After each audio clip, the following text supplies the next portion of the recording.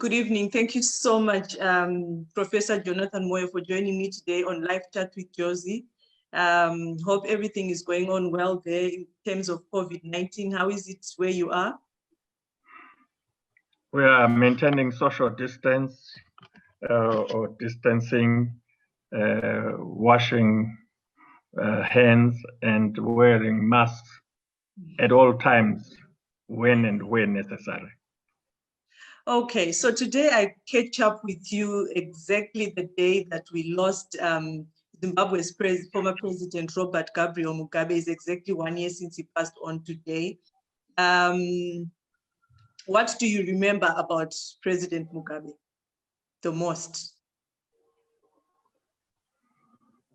Well, for a person like me who had quite some intense interaction with the former and late President Mugabe, it is difficult, if not impossible, to remember one moment or one encounter, except to say, in all the encounters I had with him, either in public meetings, cabinet, Politburo meetings, or one-on-one meetings, is that he had a very imposing and pronounced presence. He was a person of significant presence at all times in all situations. Few people are like that. Wow. So you were born many years ago in Zimbabwe. How was it growing up back then in Zimbabwe, Professor? How was it? How was what? Growing up in Zimbabwe. I mean, if you're speaking to someone like me who's a born free, how was it when you're growing up in Zimbabwe before we got independence? Well, I was born in a rural community in Cholocho, and then Nyamandlovu was part of Cholocho. Unlike many of my peers at the time, I was fortunate to have been born in a clinic. My peers were born in huts. So while I was born in a rural community, I had the good fortune of being born in a clinic and therefore with medical personnel in attendance. But I did grow up in a rural community, raised by my grandparents, both my grandfather and grandmother. My grandfather was the Rhodesians considered him a bricklayer, but in fact, everybody knew that he was a builder. He did not just lay bricks. He constructed houses and other building infrastructure, some of which is still standing in Nyamandlovu today.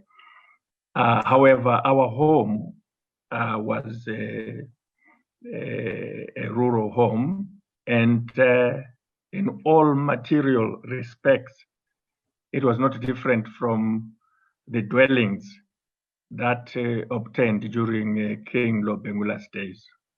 And I must say that when I was in Zimbabwe, even as recent as 2017, before the events of November of that year, each time I was in Cholocho, I would be struck by the similarity of the average household homestead with the one where I was raised, and the ones that I came to understand to have been prevalent during King Lobengula's time, that there had been no material change whatsoever. And then you moved to Zambia and Tanzania between 1973 and 1977. Yeah, well, before I moved, I should say, born rural, but kind of grew up location, because when it came for me to start my sub-A, I left our rural home and went to live in town in Magwegwe.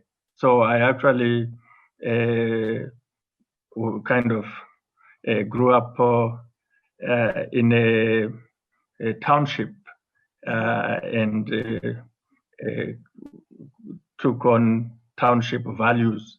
You know, when places which are iconic in Bulawayo, like Marisha cocktail bar, when they opened those places, we were there. I was attending Magwegwe Primary School, which was just a stone throw away from Marisha.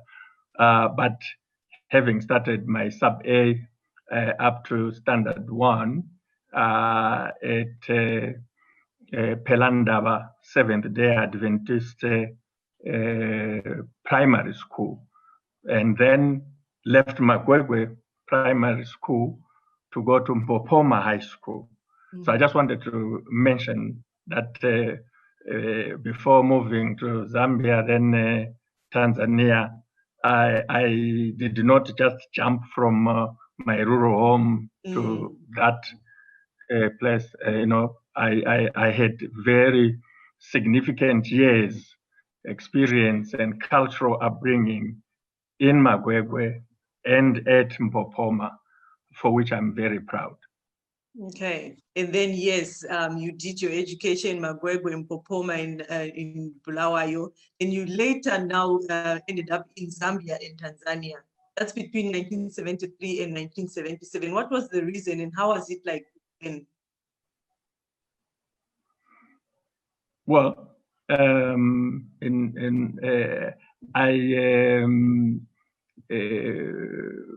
went to Zambia and was there for a short period.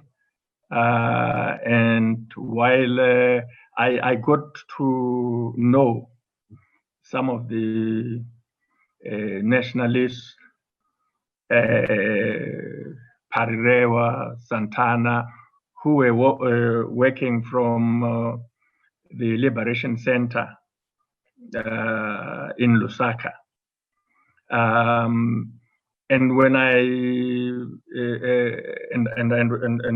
I had the opportunity after leaving Mpopoma to continue my secondary school at Kamwala Secondary School, which was just less than a stone throw away from the Liberation Center, where Parirewa used to operate from at an office, and he stayed not too far from there, and Santana. And I used to interact with them. And my intention was to try and get a scholarship from Parirewa, who was coordinating these scholarships. And to my surprise, he worked out some arrangement through which, with Santana, through which I found myself at the Liberation Center. And instead of being given a scholarship that I really had expected, I was now mixed with other comrades who were in transit waiting for the Organization of African Unity, OAU, trucks to ferry them to Tanzania for training at Mnangagwa, the famous Mnangagwa training center or camp. And we stayed at this Liberation Center for about a month or so. And once we got there, we were not allowed to get out. It was like being in a trap. There were now army people, intelligence people. I must say, initially it was a shocking experience because the background was that I was expecting to get a Commonwealth scholarship or something like that to go overseas and complete my education. But in fact, I think there was a shortage of young people of my age to train, and they were rounding them up there in Zambia. And once they got you in, you would not get out. And after 5 or so weeks, these trucks came, and all sorts of people had been rounded up from various parts in Zambia. I'm sure they would say they'd recruited them, but as I got to interact with them, the story was that in fact they'd rounded them up and had not been, there was no full disclosure of what was going on. And then the trucks came with military people from what we later learned was the Liberation Committee of the OAU. And we were taken on a long journey across Zambia into Tanzania to Iringa and then Mnangagwa. So we found ourselves in Mnangagwa, but during that journey, long journey, these guys were smoking marijuana and doing all sorts of things. It was a baptism of fire. And I fell ill during the journey and arrived in Mnangagwa very, very sick. Oh, sorry about that. So at what stage, Professor, did you discover that you had political blood in you? I think that existentially speaking, human beings are by their very nature political. That is what is unique about human beings as compared to other species, animals, plants.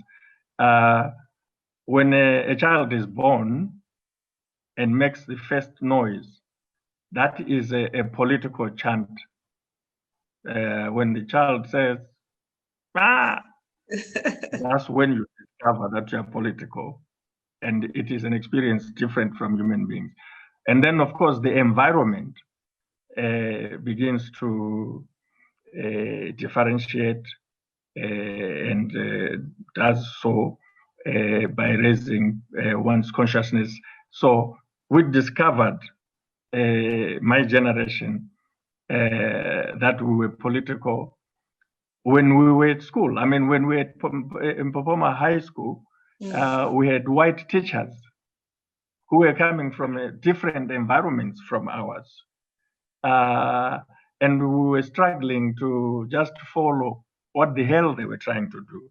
And they interrupted our learning because in front of you was a guy who has a completely different social background, is coming from a different home, a different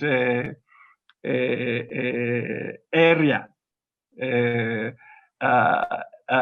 but is bringing that baggage in the classroom and is making it difficult for you to follow or learn in a meaningful way. And you begin to ask yourself, while I was doing my sub-A, standard 1 or sub-B, I was not struggling like this. My teacher would try and help me even in Sindebele where things were difficult. But here was a guy who was speaking only English and assuming that everything was normal when in fact it was not normal. And when you start wondering what the hell is going on, you discover that they are political questions.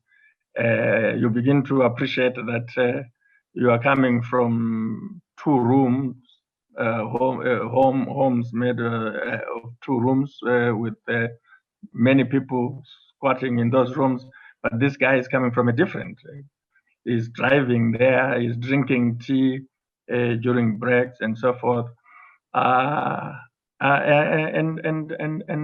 you engage, and that consciousness gives rise to some kind of a framework of explaining things and understanding things. So by the time we hit Mnangagwa, we are very conscious, except of course, for me, getting there was very shocking because of the response we got. The reception was not what we expected. And that's why I for one, was at Mnangagwa training camp for not more than 48 hours. I was in there, in 48 hours, I was out. Okay, the most interesting part is that as a politician, you say that first cry is political, but you speak to a spiritual person, they'll say that first cry means you're a pastor. You speak to a business person who say that first cry means you're a business person. But anyway, let's talk about your father. Reports, media reports. Yes, it's the most important political statement a human being makes. It's the first one. Okay, so reports, media reports say you claim that your father died in 1983. By the way, that's when I was born, Professor, that particular year. And he was a victim of the 1980s Kukurahundi massacres. Is that true? Yes, it is. He was a councillor in Cholocho, a rural district council. He lived in town, and he would go home, not only because he was a councillor, but because he had a homestead also. And you know that the 5th Brigade was first, after it was trained by the North Koreans, it was deployed for the first time, the field deployment, to go into operations was in Cholocho in January of 1983. I was not at home. I was in California, in Los Angeles. I was a student. I was there from 1977 to 1988. And so on the 22nd of January, he was intercepted by the equivalent of a ferret team of what has now come to be known in the current situation as the ferret force. And this will be a joint force of the 5th Brigade, of the CIO, and the CIO used to go ahead to identify targets, identify individuals, identify villages, and so forth. And because he was a ZAPU leader, in ZAPU, and an activist, for some reason they had identified him. For some reason they had spuriously linked him up with the so-called dissident activities. And he was on a bus, off a bus, they laid him up, took him, tortured him, and then took him to his homestead, continued to torture him in front of the family, took him away nearby, where they got him to dig his own grave, a shallow grave.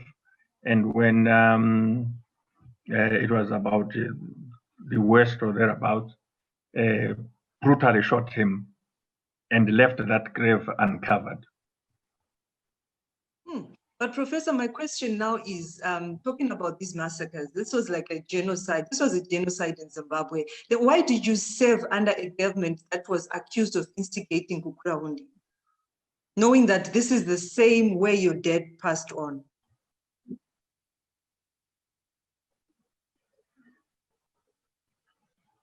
Well, I encountered this many times.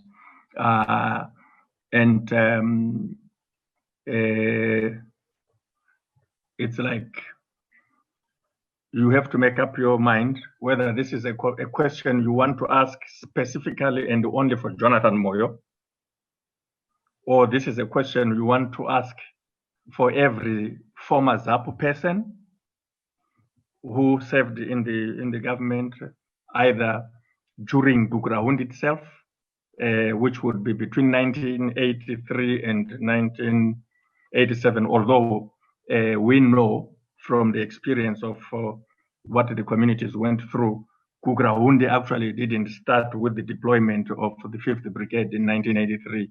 It started in 1980. You know, so you have to ask that, since we know it started in 1980, since we know that one brigade, which was headed by General Chiwenga, now General Chiwenga, is the one that started Bukurahund. Since we know that Mnangagwa CIO is the one that started Bukurahund in 1980, not 1983 when my father gets caught up into it and others, but 1980, using one brigade, CIO, PISI piece of the police, but principally one commando. We know that as that was going on in 1980, you had ZAPU ministers in government up to 1981. And we know that Bukurahund not only targeted ZAPU and its members, but it targeted Ndebeles. We also had Ndebeles in that government from 1980 to onwards. And then most significantly, or notably, you had in 1987 in December, the Unity Accord, where PF ZAPU became united, if you want to use that loose word, with ZANU-PF. And you had all these people, either as ZAPU or as Ndebeles, who were serving this government. Now, when you and others ask this question today with the vigor and that you master when it comes to Jonathan Moyo, I just want to be clear for purposes of understanding whether this is only preserved for Jonathan Moyo. It's Jonathan Moyo, because I'm not the only one who lost relatives. Yes, but for now, in this case, by the way, we're just talking about my father. Yeah, but for today, because today I'm talking to Jonathan Moyo, I want to hear this answer. No, the question is not for today. The question is general. It's everywhere. I live with this question. You are not asking me a new question that is flat-footing me and surprising me. No, you're asking me I can imagine. That I'm asked on Twitter. Even today, as I was recalling the first anniversary of the late former President Mugabe, the question keeps coming. And because I think that when we engage in public discourse, there have to be parameters. And and it's very important. And I want to address even in more specifically this question, perhaps even in ways that I have not done before. Because it's an important question. But I just think that there's something fundamentally wrong about a society which will ask questions about one person. And yet what they are asking applies to a community, applies to a society. So it's not a Jonathan Moyo issue. Yes, no, Professor, I understand where you're coming from, but I have a lot of friends. I have a lot of Ndebele friends who tell me they lost aunties, they lost relatives, they lost parents in massacres. I'm not talking about those. I'm not talking about your Ndebele friends at all. I'm talking about ZANU-PF, or rather Ndebeles and former PF ZAPU, and perhaps some ZANU-PF people. There are some ZANU-PF people who were not PF ZAPU, who served in the government and who were affected by Bukurahund. And I'm saying to you, Bukurahund did not affect only Jonathan Moyo. Yes, definitely. It affected other leaders. It affected Joshua Nkomo even more than Jonathan Moyo. Absolutely. It affected Joseph Msika. It affected John Nkomo. It affected even Pen Matema, who was until recently a minister of Home Affairs. And it affected Dumiso Davengwa. But I'm saying to you, because we are engaged in a national discussion here, why is it that no question is ever asked as to why Dumiso Davengwa, Joshua Nkomo, John Nkomo, Joseph Msika served in the government of ZANU-PF for longer than me, far longer than me? If I had them on my... they had not only relatives, but members and communities that they led who were decimated by Gugurahundi. I put that to you for your reflection in order to give you a perspective before I actually specifically address the issue in terms of my particular situation.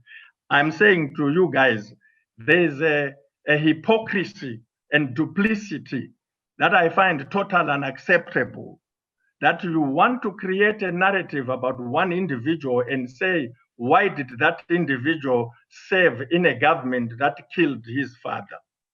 As if I'm the only individual in Zimbabwe, as if I'm the only individual in Zimbabwe who had a relative or a parent killed. And all these other people who are Ndebeles and former PF ZAPU, and some of them, like me, I was not PF ZAPU, I was ZANU-PF, which is part of the answer to your question. For me, it's ridiculous for people who don't know my history to say, why did you join this government when it killed your father? When the fact of the matter is, I have been ZANU-PF for all my adult life, for all my conscious life.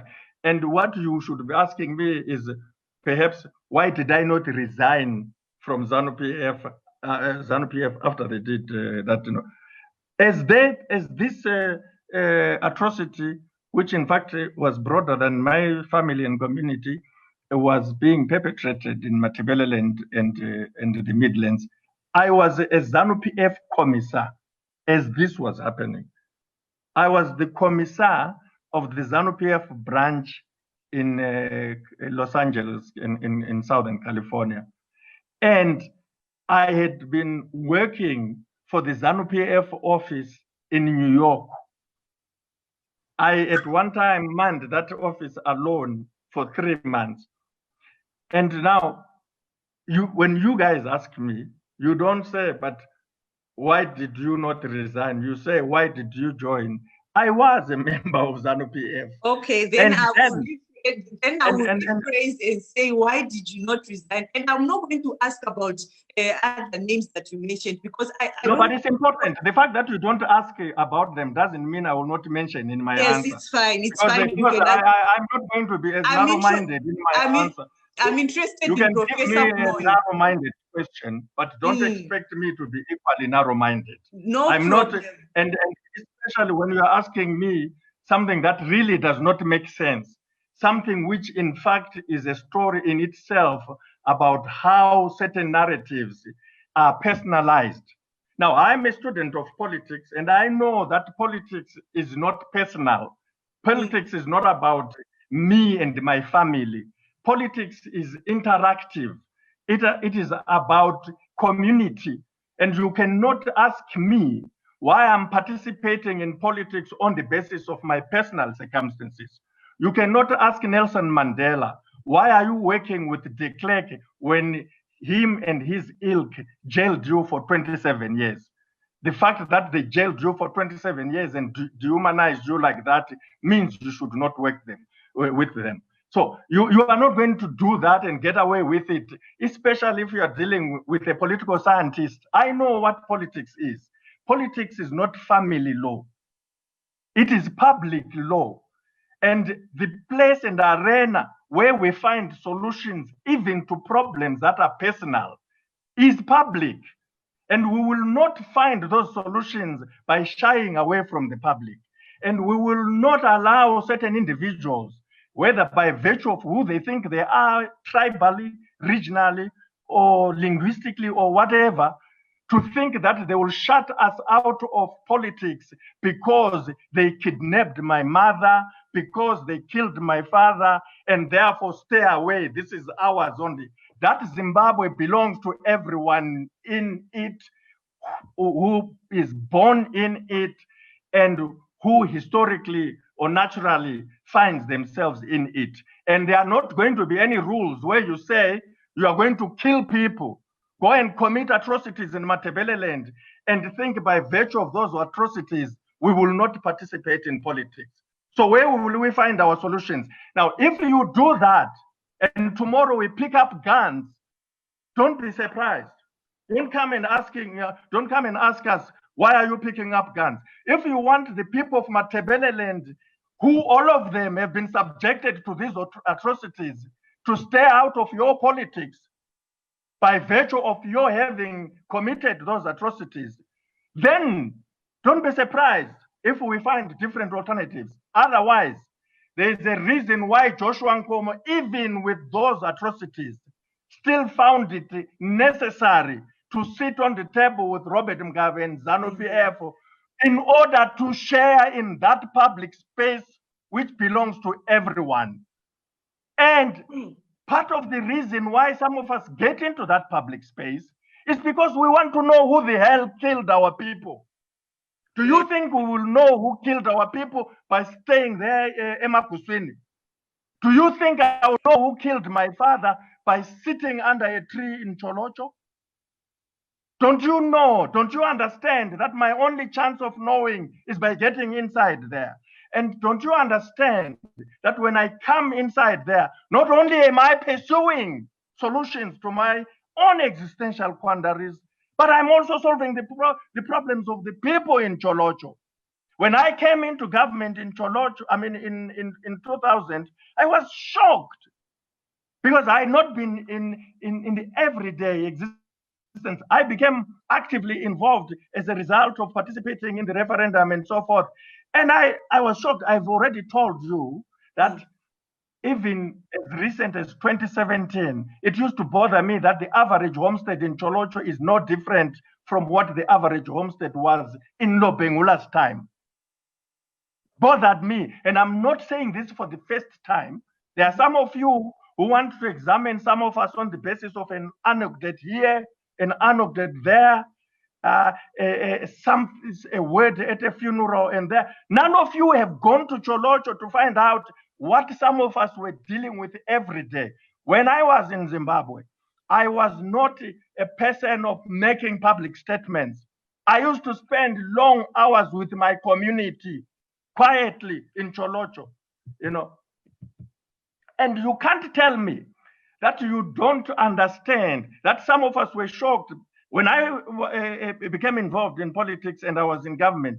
The first thing that bothered me is not those statements that you guys talk about, ZBC, this, that. It was to find that in Cholocho, there's only one high school.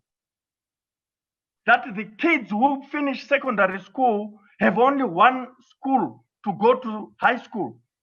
Otherwise, they must leave and go to Bulawayo or some other places with high schools. And then the majority of them are forced to leave and cross the border and find to eke a living for themselves and their loved ones in South Africa. No high school. Now, if your own community in 2000, 20 years after independence, don't have high schools, what do you think that means? Who is going to bring high schools there?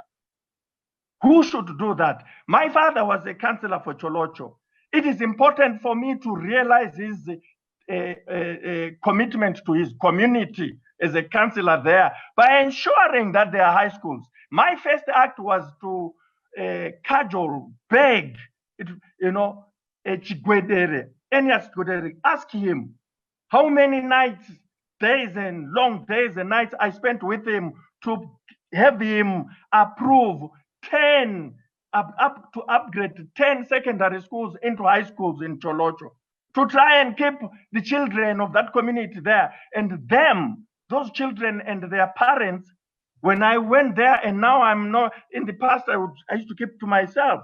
The fact that my folks and ancestors from there didn't mean I was all over the place as a politician. I was not a politician.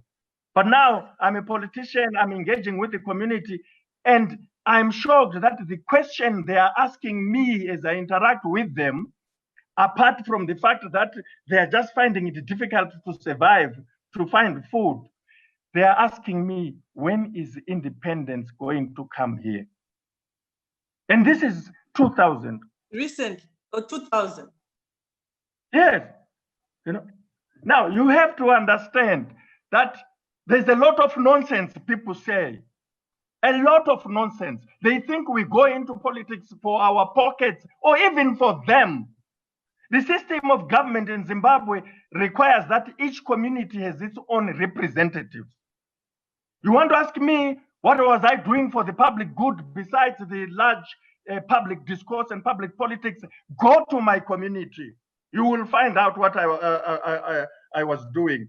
And for me, apart from wanting to resolve or to know about questions that really affected my own family, I was preoccupied with questions that affected my community. It took me a lot of time. And you know, what about the national offices that you held? The two things, for example, the two things that I just found completely shocking and inexplicable. One, that there's only one school in a whole big district that has a high school capacity. Two, there was no GMB depot there. So you can't, you don't have to be a rocket scientist to know that there's therefore an education problem, and where the community does not have access to education, it has no future. The absence of a GMB depot, where there is no food, life is precarious. And you go to Choloch and ask them who put those high schools. You go and ask them who put that GMB there, apart from other social amenities that were not there. And then you want to tell me that it was not important for me to come there and fulfill my father's commitment by making sure that I bring my community to the same level. Nobody said that. Yes, because if I didn't get into politics and I'm informed by this crazy logic that because they killed your father, don't sit with them, then there would have been no high schools there. Then there would have been no GM depot there. Then there would have been no Lupane State University, the Matabeleland North Province, besides, besides being one of the richest provinces in terms of the natural resources that that country has, and besides being the citadel of tourism, it did not have a university. Besides having a government whose policy is that every province must have a university. You ask Herbert Murerwa, who was Minister of Higher Education between 2000 and 2005. My priority for my 4.5 years of government between 2000 and 2004, in 2005, I joined government in July 2000 and left in February 2005. By that time, I'm proud that I had brought 10 high schools in my community. I brought a GMB depot to ensure that there's maize in my community. I opened a bank there. And above all, I had worked flat out. Go and ask Mtuli Ngube, who comes from Lupane. He was Barbican CEO then. We robbed him in the Lupane, the foundation committee for the Lupane State University. We designed that university. We worked around 24 hours around the clock to have that university, and worked outside the normal processes, thankfully, with the facilitation of Herbert Murerwa, Dr. Murerwa. Those things don't do themselves. You can get people in Harare who say they do Dega. They don't do Dega. They require some legs. They require someone to sit and run around. I did within a short 4.5 years. You have Lupane State University. It was designed by Biki Matiza at my instigation and supervision. You know, there would have been no university that is there, and we are proud of. we feel terrible that it is still not catering to the community. It's in the community, but not serving the community. At least it's there. For it to serve the community is the next leg. So I really, first of all, I am surprised, Joseph, as I told you, that this question is raised. For me, it is. But it's good that we ask it and then you answer that shows like political underdevelopment. It's a question which ignores the fact that the Zimbabwean system of governance is constituency-based, that you do your politics locally. People say a lot of nonsense, and I don't give a damn about it. I come from Cholocho, and I know that me and the people of Cholocho are one. I know me and the people of Matabeleland North are one. They know just as well as I know how well we work together. And I will just say this one last thing about this. Because I started in 2001 to address education and address food security in Cholocho, I continued until 2017. We were working flat out with a culture of providing food to address the permanent food deficit situation in Cholocho. It was stopped in October by Mnangagwa, who was the chairman of the Food Security Committee of Cabinet that was also working with the army in command agriculture. We had worked the system with the district in Cholocho and GMB of providing special, we had managed to secure a special allocation for the district because of its vulnerability. Mnangagwa stopped it and brought the matter in cabinet. And all these Mnangagwa people out there, if they want to say no, this time we will do something that has been very difficult for some of us to do, which is publish cabinet minutes. Because Mnangagwa put a committee and reported in cabinet that they'd stopped the supply of maize to Cholocho because the member of parliament had kind of gotten that supply in their view irregularly. And they caused starvation in Cholocho. And it is minuted. Now, you can hear people wanting to debate nonsense. I want to repeat, the system of government in Zimbabwe is constituency-based. It requires that members of parliament deal with their communities. We meet in cabinet to deal with national issues, but I had nothing to do with what's happening in my friend's constituency in Mandawen, Comrade Gasukwere. That was his problem, and nothing to do with what happens in Vimba. That's his Joao's problem. I had everything to do with what is happening in Cholocho. You want to debate with me, what is it that I did for the country? Go to Cholocho. And that's why I joined to sit with them. And while I was there, I did not think, oh my God, what a wonderful place it is to be around this table. We challenged them. Even on this issue, Gugurahundi, that you're talking about, I'm the only one who has produced a Gugurahundi bill in 2006. It's still on the table.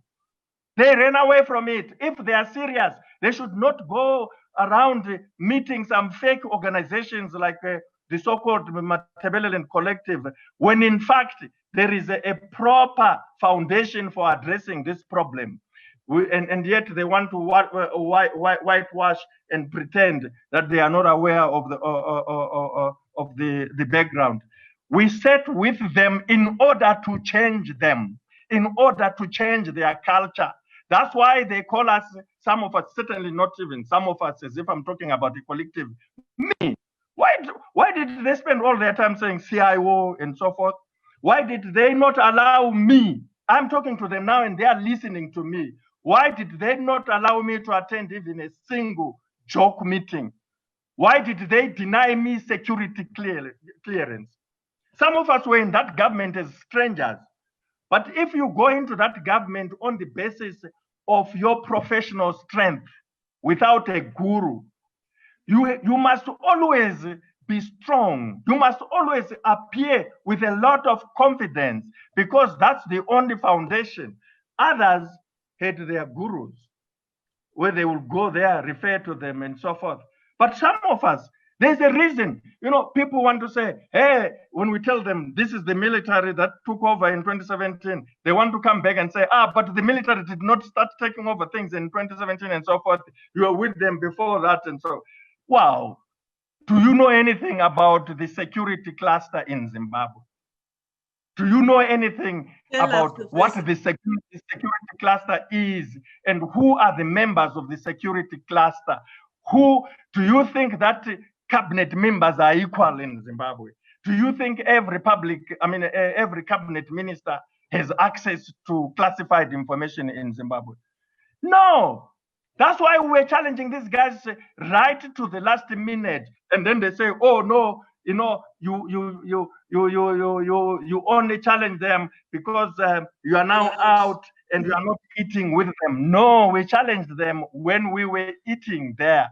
That is why they came out with their guns blazing well before November. If it was about accommodating, you don't go to school so that you can't understand which direction the wind is blowing. When I presented the Blue Ocean documentary to the ZANU-PF Politburo in July 2017, the wind was blowing in a very clear direction. If the idea was just to play it safe so that you keep your cabinet car, it was to see where the wind is blowing and shut up. We don't go to school for nothing, but we spoke and stood against the wind. That's why they came to our houses and used semi-automatic weapons, grenades, and explosives against civilian houses. We could have stopped that. We knew that.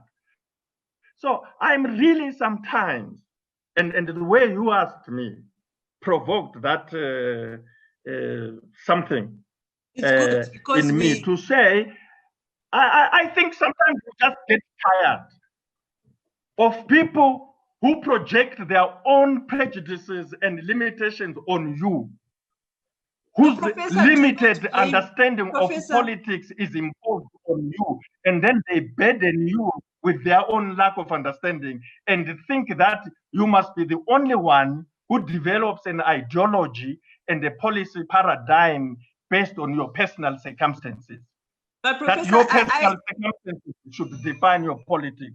Hell no. Mandela was, we learn something from our leaders. We learn something from Nyerere.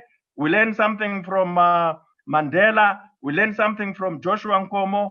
And of course, we learn something from President Mugabe, whose first anniversary of his passing on we are remembering today. And one thing, regardless of what you think about them, and they are not perfect, none of them is perfect. The one thing is that their personal circumstances did not define their politics. Okay, personal circumstances are not the basis for going into the public arena. That is one overarching principle we should learn from our founding fathers and mothers. Absolutely. So it's good that in a way I provoked you. I actually got to know a lot of things I didn't know. Why you were in government, how it was for you. It was not as easy as people assume. People assume that you were there enjoying your life. You were just there eating with the leaders, yet you were actually there for your constituency and also for your national duty, which was twice Minister of Information and then Minister of Education. So I want to ask about those national offices for you. How was it for you? Is there anything that you feel like you could have done better than when you were Minister of Information or Minister of Education, higher and tertiary? No, again, my dear friend, you are asking me this question, and I've been asked umpteenth times, zillion times.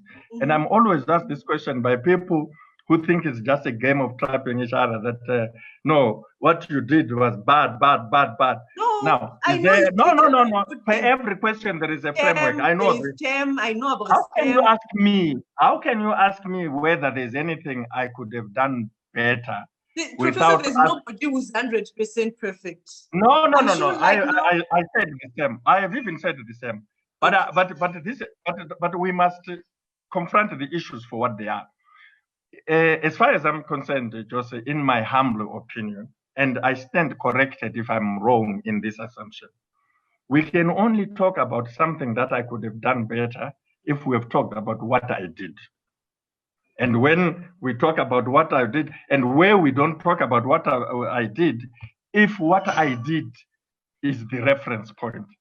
But for me, partly out of my education, partly out of my experience, it's odd to be asked what I could have done better without a reference point, because the reference point is actually what did we do, what was important that we had identified we needed to do, and we did it A, B, C, D. Okay, we can see that.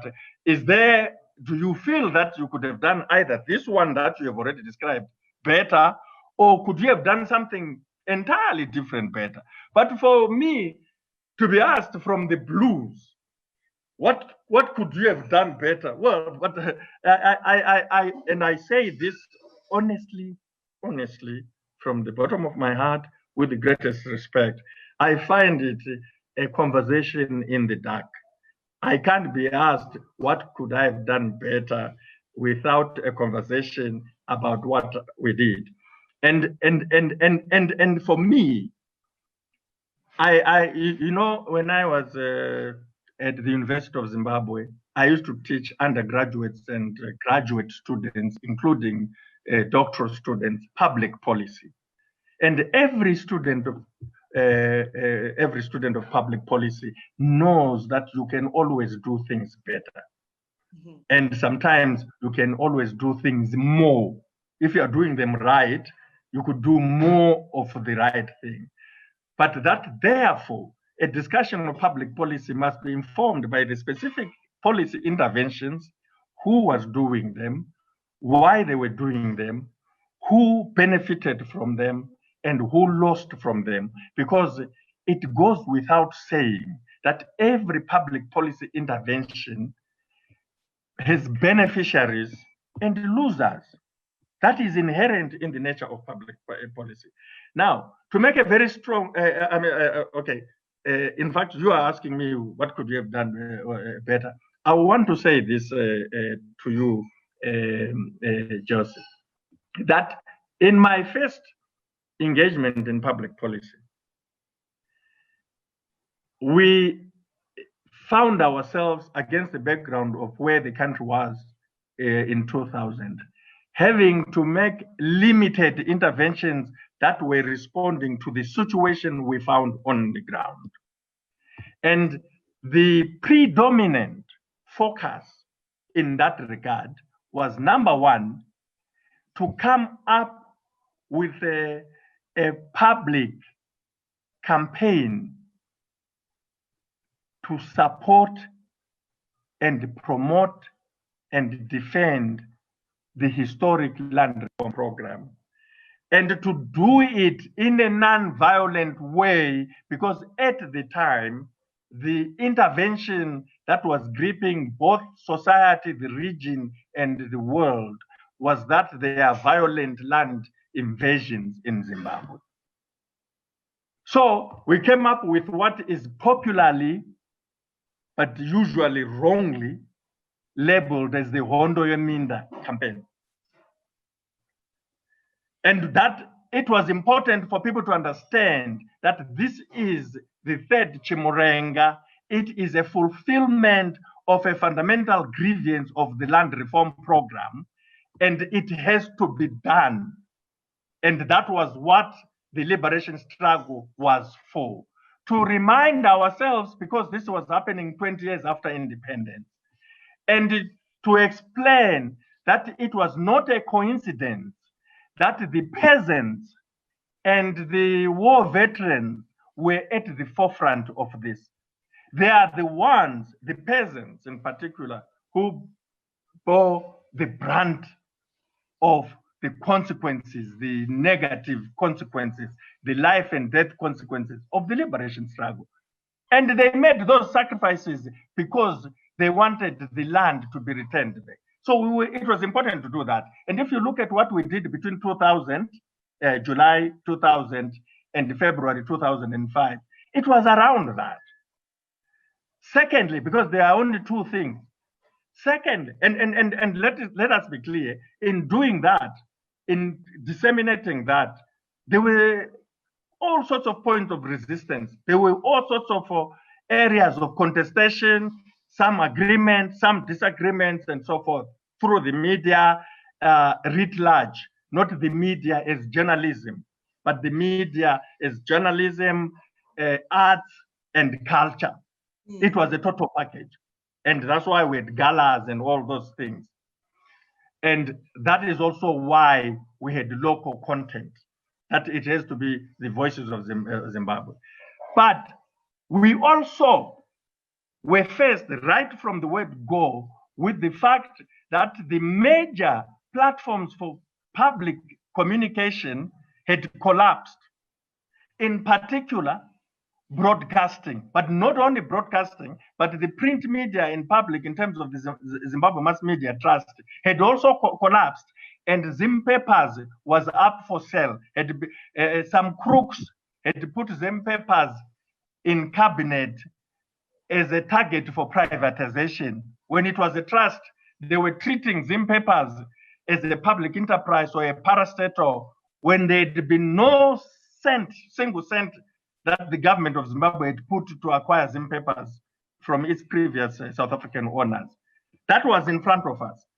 The least we could do immediately at that time was to stop that nonsense and to say Zim Papers is a trust that was set up through a donation of $5 million from the Nigerian government to the people of Zimbabwe, not the government of Zimbabwe, but the people of Zimbabwe, and to benefit all the people of Zimbabwe. So it was very difficult. It was a cabinet process, but we had to quickly stop that on the one hand. On the other hand, we had a ZBC that had been cannibalized by people like Mnangagwa. He makes a lot of noise, that fellow, but he's a thief who stole from ZBC. They cannibalized it, selling it.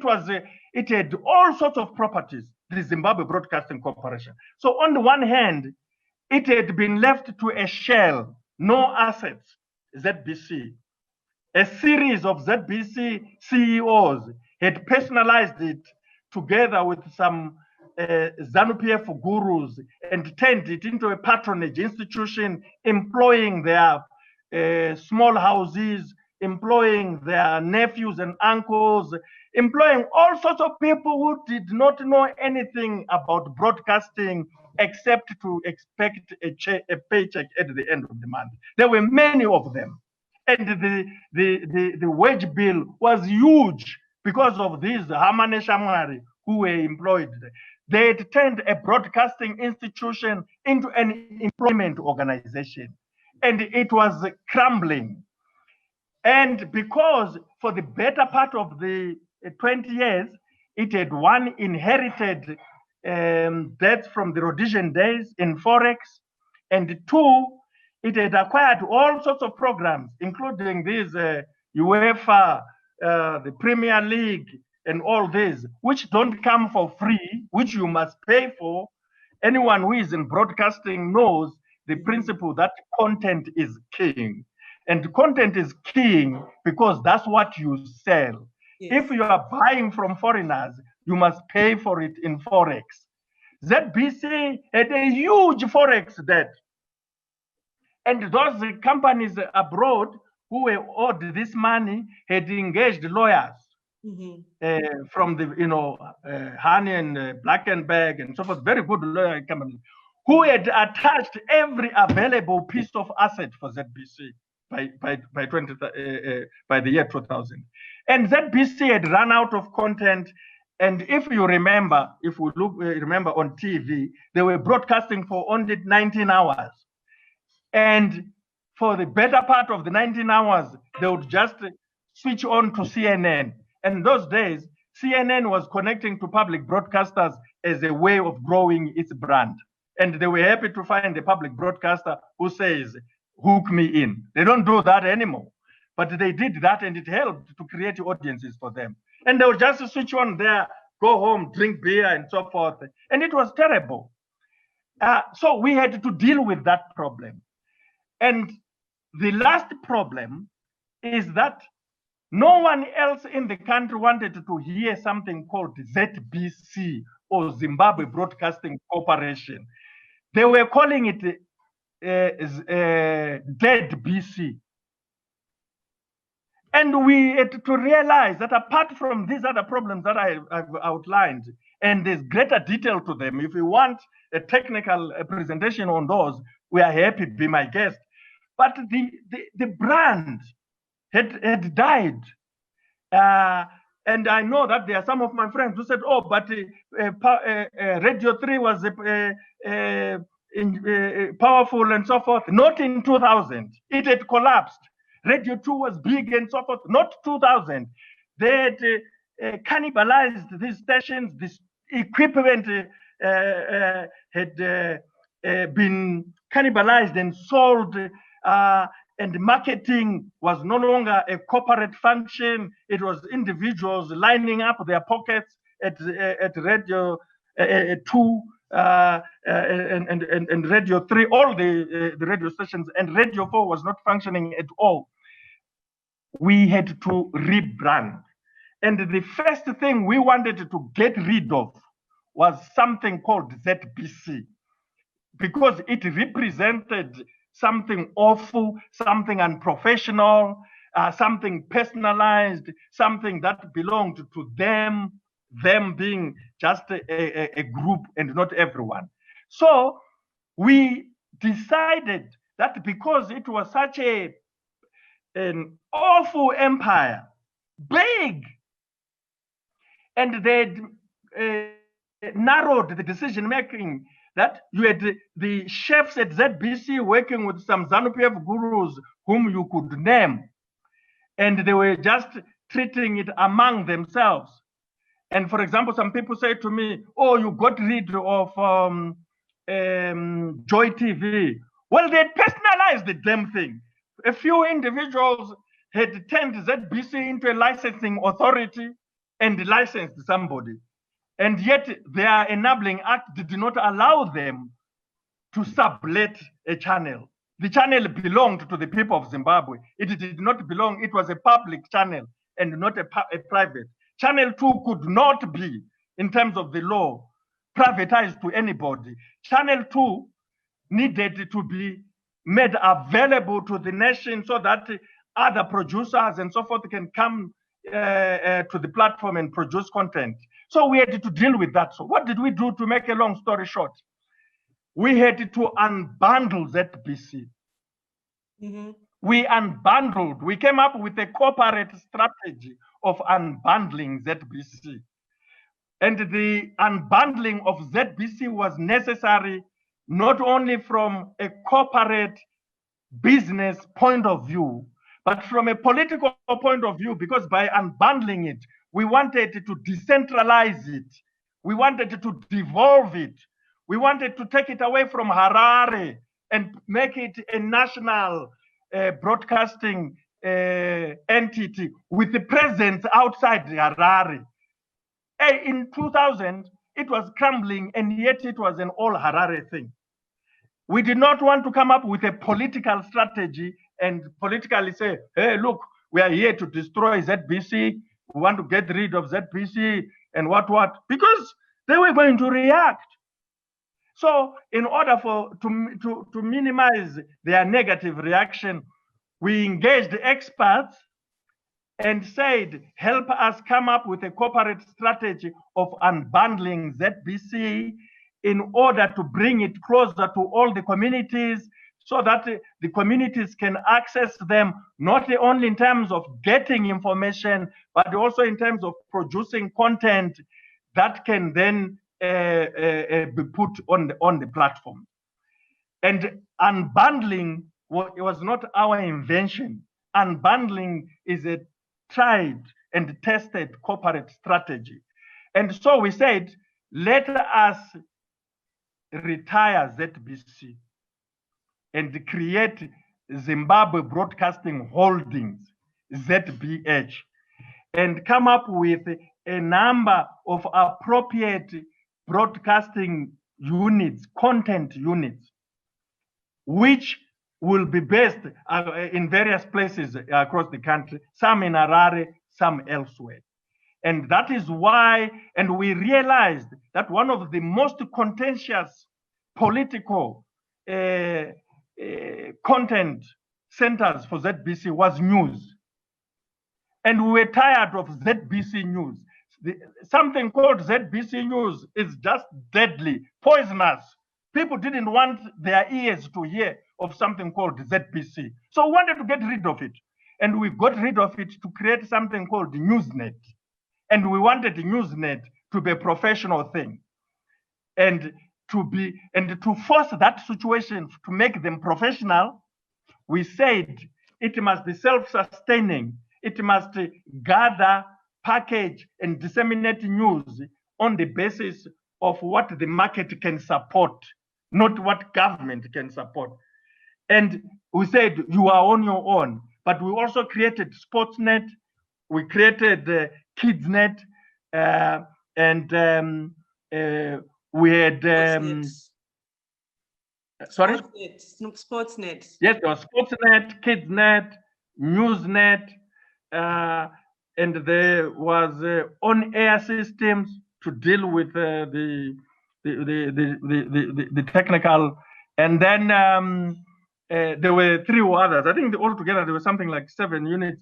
But also, we said these stations, radio stations and the television station, must be unbundled from this big monster called ZBC and stand alone. So we said there's ZTV. The ZBC had 2 channels. We said there's ZTV, let it be in Harare as ZTV and be a standalone business unit. In fact, we said let it be a company with its own board and own management, not this ZBC thing. And the second channel, we said it should not belong to any individual, that the public broadcaster cannot lease out and be an arrangement between 1 or 2 bosses and a businessman out there. It's a public channel, let it be used by the public. And we sent it to Bulawayo, to Montrose, and said there should be national TV broadcasting from Bulawayo to all of Zimbabwe using channel 2, which had been leased out to Joy TV. And we took it there. And it's the one which produced Makorokoza and all these things, because its main content was coming from Amakosi Theatre and from a number of independent producers there. And we wanted national TV as a public television station to compete with ZTV in content production. But we wanted to make sure that these platforms too are not both in Harare. We wanted one to be in Bulawayo and the other to be in Harare. And we thought by doing so, we have spread out a national platform to access not only information dissemination, but critically content production. Then the radio stations, we said Radio 3, which became Power FM, should move away from Harare and be in Gweru, and the center of the country, and be a standalone, and be a station for young people to promote the production of content, which is music for the young generation, based in Gweru, and to produce this content in a manner that will be appealing to the young people of ages 4 years old to 35. And we hear some people saying, hey, there was all this music and so forth. There wasn't. There was some barbed wire, this and that music, but the music that was catering for 4-year-olds to 35-year-olds, coming from Zimbabwe by Zimbabweans, which would ultimately be available to regional, continental, and global audiences. It was simply not there. Simply not there. We would need a completely different discussion to have this. We are happy to have this discussion. We've never had it in public. But understand, we wanted Power FM to be Zimbabwean based. And we told the gurus who had created Radio 3 that, listen, tell us why you created Radio 3. They said we created Radio 3 in order to get Zimbabweans not to listen to Radio 5, Bob, and all those stations that were broadcasting Billboard Top 100 type of music, because our young people are listening to those stations, and when they listen to those stations, they stay to listen to propaganda against us coming from South Africa. And even during the broadcast of this Billboard Top 100, there's propaganda that you have a socialist one-party state, whatever. So we want to play the music that Radio 5 and Pop and whatever are playing, so that those guys, which was nonsensical actually, because there's more to these choices than that.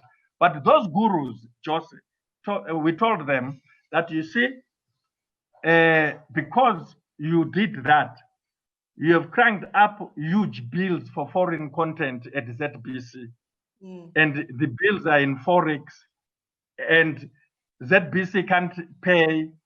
The guys you sent at ZBC have cannibalized the station. They've lined up their pockets, but the station is broke, and their vehicles are being impounded all over the place. And the license fees are no longer being paid. They had come to zero collection. People were refusing to pay license fees. And we told them that in order to start raising money and in order to start getting people to pay their licenses, you must do what every broadcaster around the world has done. The tried and tested formula is that content is king. And the subset of that principle is that local content is lekker. If you produce local content where the people will start hearing themselves, seeing themselves, and having community activities around that content, they will start paying for the fees, and we will reduce the bill, if not eliminate it, at least in terms of new generation, and then find ways of settling the ZBC debt, because the lawyers were not relenting. They wanted the Forex paid for their foreign clients. We were talking to the Ministry of Finance, they were refusing to pay. We were talking to the Reserve Bank, they were refusing to pay. They were saying these parastatals must be self-sufficient. So we had a problem. So when we told these bosses that we wanted to change power to Radio 3 from 75% minimum Forex based content to 25% Forex-based content and 75% local content, and the implications of that, they agreed. And they didn't think we had a sinister political objective. They could understand the political and cultural framework as well as the business. We told them that the people want to watch UEFA and the Premier League, but it doesn't come for free, and we cannot afford it. We were even failing to broadcast live games involving the Warriors. It was a headache to get to that, because they didn't understand that CAF will not let you broadcast those things for free, especially if you have not qualified. And you know that it took more than a miracle for the Warriors to qualify for the CAF finals, for example. And so if you are not in the qualifying set, you pay an arm and a leg for the right to the match. But even if you qualify, you still have to pay. And they then understood. And then we kept Radio Zimbabwe in Harare. So you had in Harare Radio Zimbabwe and ZTV1, and also we transformed Radio 4 into national TV. and said all the major languages that are spoken in Zimbabwe, which are now in the constitution, must have a platform that broadcasts in these languages 24 hours a day. This business that Radio 4 is only for education is a joke, is a lie. It has not assisted anybody. Let us turn this whole platform and make it available for our compatriots who speak these other languages 24 hours a day, so that they can also be part of the national articulation, representation platform. And we keep it in Harare. And then, as I said, TV2 went to Bulawayo. And that was what we sought to do. It's an untold story. It was about promoting Zimbabweans. I have been profoundly touched by the recent production of the Chamembe story, because the producers of Chamembe, who came on the back of the pioneering work of Delani Makalima in the urban groves, just did amazing stuff for Zimbabwe. Amazing stuff. And I have been profoundly touched that in their own words, they are telling this story undisturbed by prejudices, based on what they actually went through, what it meant, what potential it had, and in the logic of your question, what they could have done differently or better. It's something I've been listening. I had actually missed it, and somebody brought it to my attention on my Twitter timeline, and I've been watching this, the Rockies, and I've just been saying, God, if we had been committed and not politicizing young people, because none of them, like the Chamembe guys, we never went to their studios or so. And I see people complaining sometimes, hey, how about a Pax Afro and so forth? Look, I'm a teacher. I don't believe I'm a teacher, and my politics is informed by the fact that I'm a lecturer and I am a political scientist professionally. I sat behind the desk and spent long hours to study the field. And I understand that in human interaction, nothing works better than demonstrating its potential. Nothing is better communicated than through doing. It's better to talk about what you know than what you assume or think. So when we're telling them that, telling young people that we need you to produce and to do this and the music like this, and really in the end, we hope you can produce music that is Pan-African, Afro-pop, that will be on Channel O and the Trace and so forth.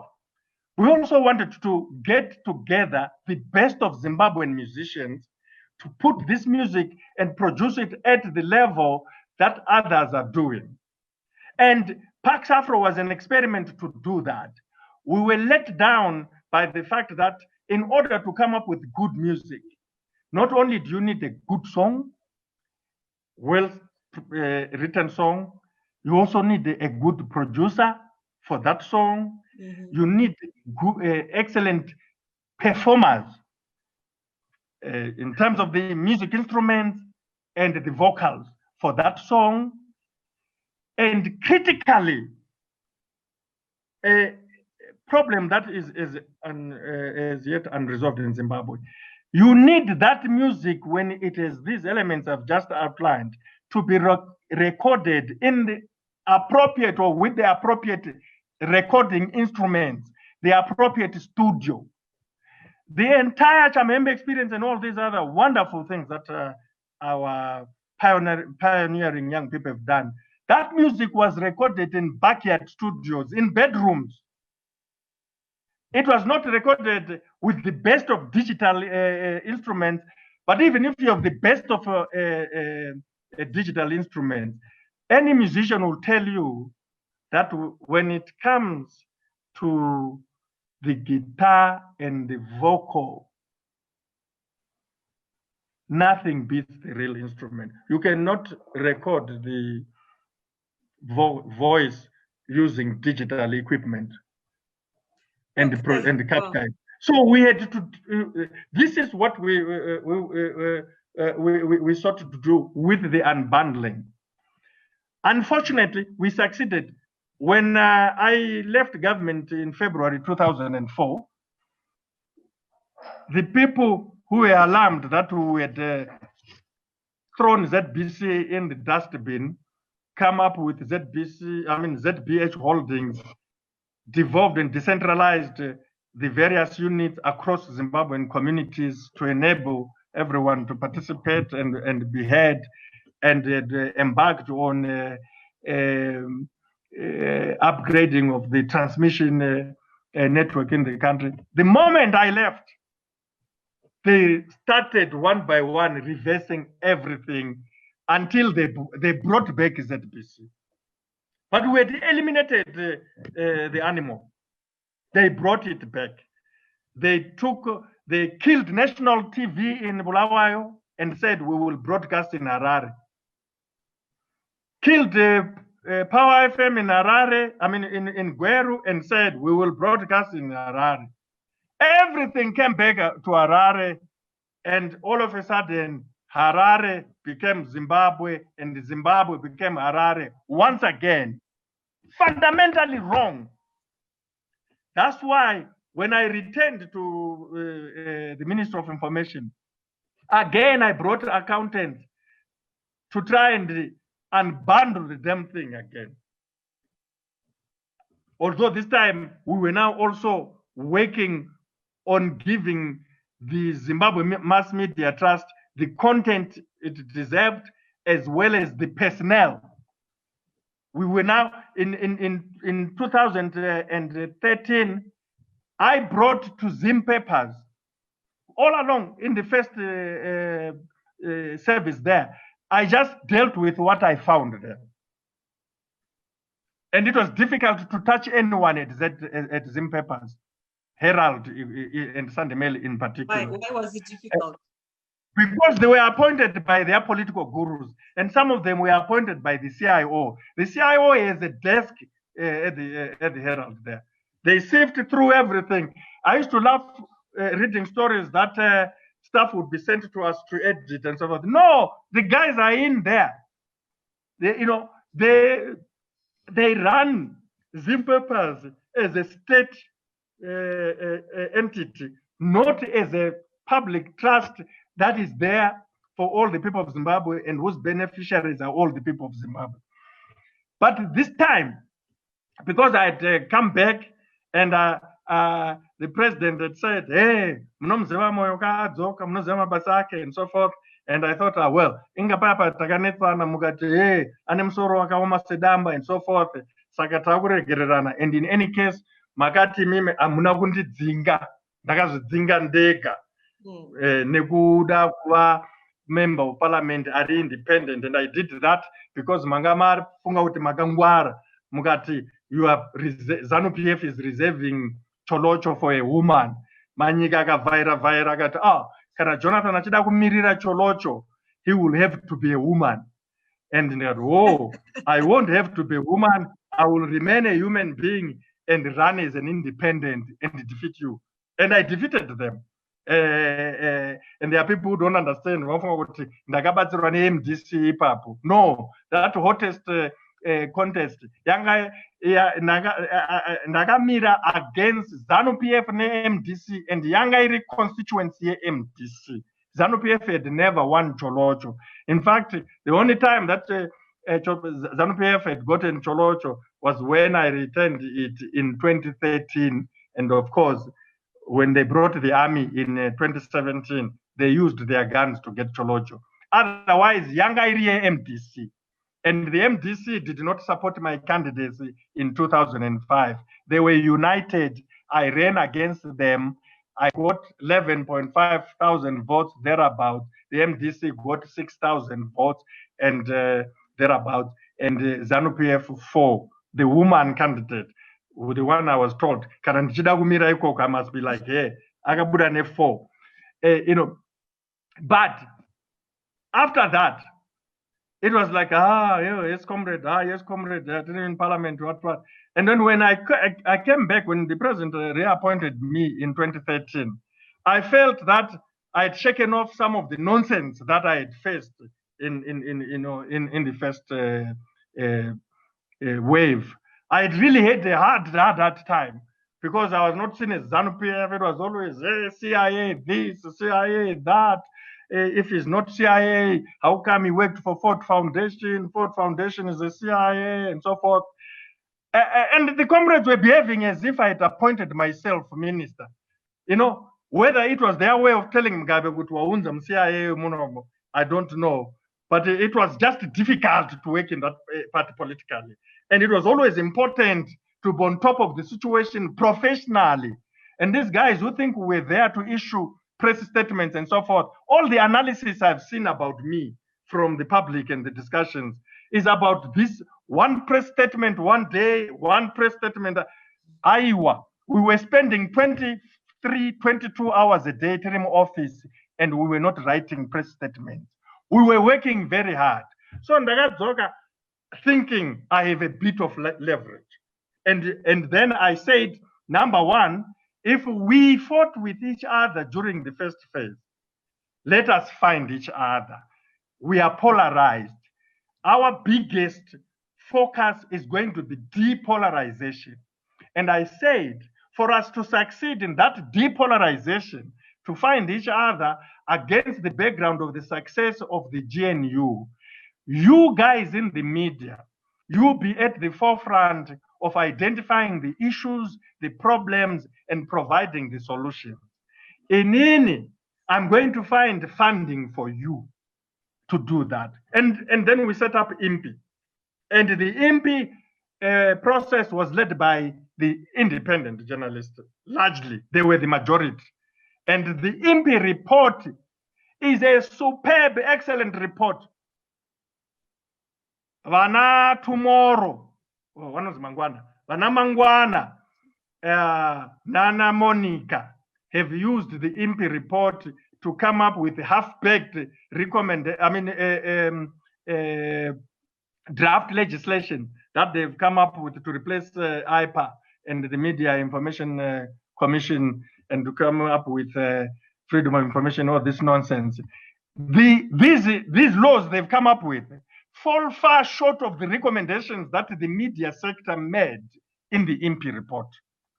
Far. They are talking nonsense that they've done media reforms. And we were going to implement that full throttle. And I sit here proud that we are the ones who engineered the IMPI process. It was led by the media, the majority of which came from the private sector, and they were honest to the calling of their profession. And we accepted their recommendations in 2015. And just before I was to implement those, I was booted out of the Ministry of Information. But before setting up the IMPI, I appointed and brought for the first time from the independent media an editor for the Sunday Mail, Edmund Kudzai, whom I did not know before. I only got to know in 2013. I had no prior engagement with him. He was introduced to me by ZANU-PF people, especially by Xavier Kasukweri. And I was impressed by the young man's knowledge, capacity, technical capacity, and appointed him to be the editor of the Sunday Mail. I had worked on and off with him, Dudu Zimatutu, first when he was a reporter of the Daily News, and he used to give me hell. He would report all sorts of things. One of the stories that made my life so difficult, which Mdudu did as a cadet reporter of the Daily News, was to write that I had given, there was a by-election in Bulawayo, and we gave some checks to various communities that in the ward that was having the by-election, Mduduzi wrote a story that all the checks I gave to those groups bounced. And it was hell, and it was not true. Some ZANU-PF guy who didn't want me, a Politburo member, told him this, that, oh, those checks have and Mduduzi, And then the most memorable encounter I had with him was when I was appointed Minister of Information, and before any public encounter, Zimbabwe was playing the Warriors. They were playing at Baba Fields, and Leo Mugabe and Vincent Pamire were failing to find any cabinet minister or ZANU-PF person who was willing to be the guest of honor, because there were red cards everywhere and whistles from the MDC. It was showing red cards to ZANU-PF and out. And they didn't want to go. I knew Vincent Pamire very well, and I was getting to know Leo Mugabe. Vincent told Leo that, call that guy, he will agree, and so forth. Are you sure? Yes. So I went there to be the guest of honor at that game. And as they were announcing, guest of honor, Minister of Information, Minister of State for Information and Publicity in the office of the President, oh, they went wild in jeering me. Boo, boo, boo. I tried to listen this way, boo, that way, boo, everywhere, boo, boo. I just said, okay, look, I'm not a politician, I'm an academic, this is a study in politics. So I just walked there as if nothing had happened. Hello, guys.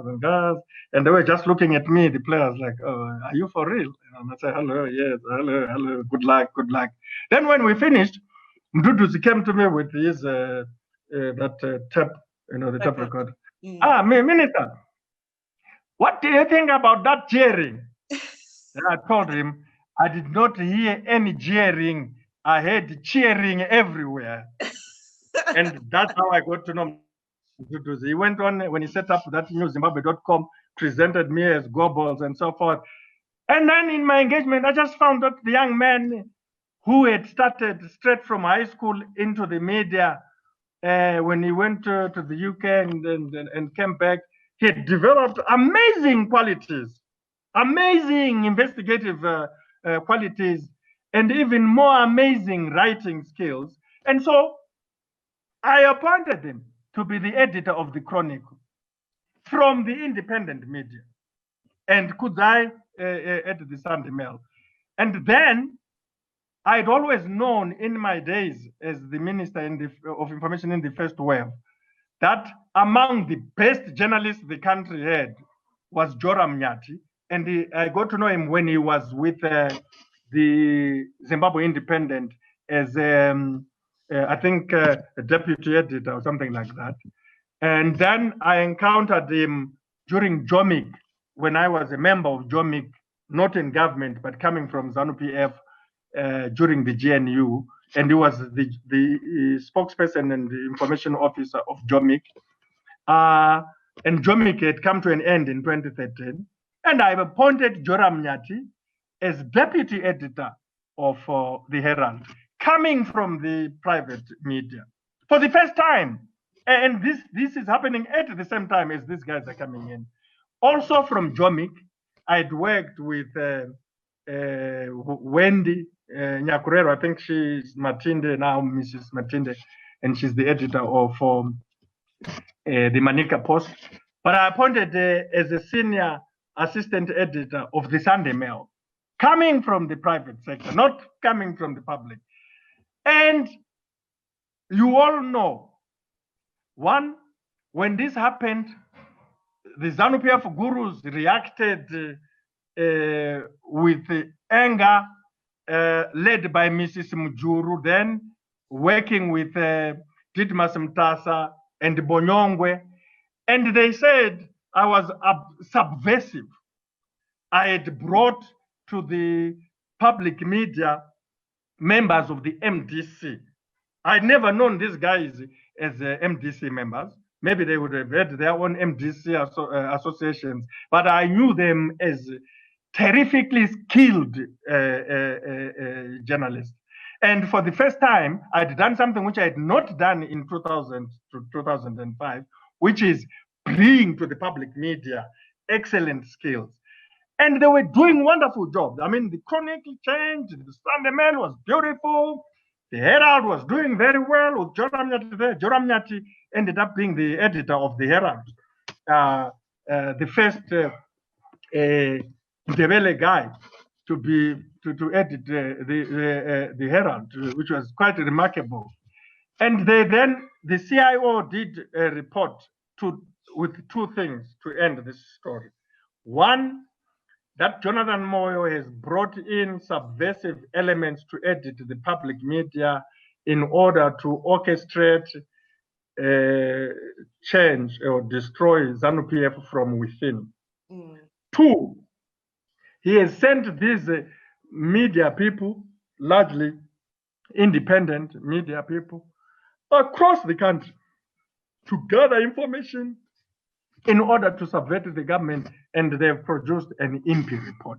So the IMPI process and report was recorded by the intelligence people as CIA work, sponsored by the CIA, spearheaded by Jonathan Moyo.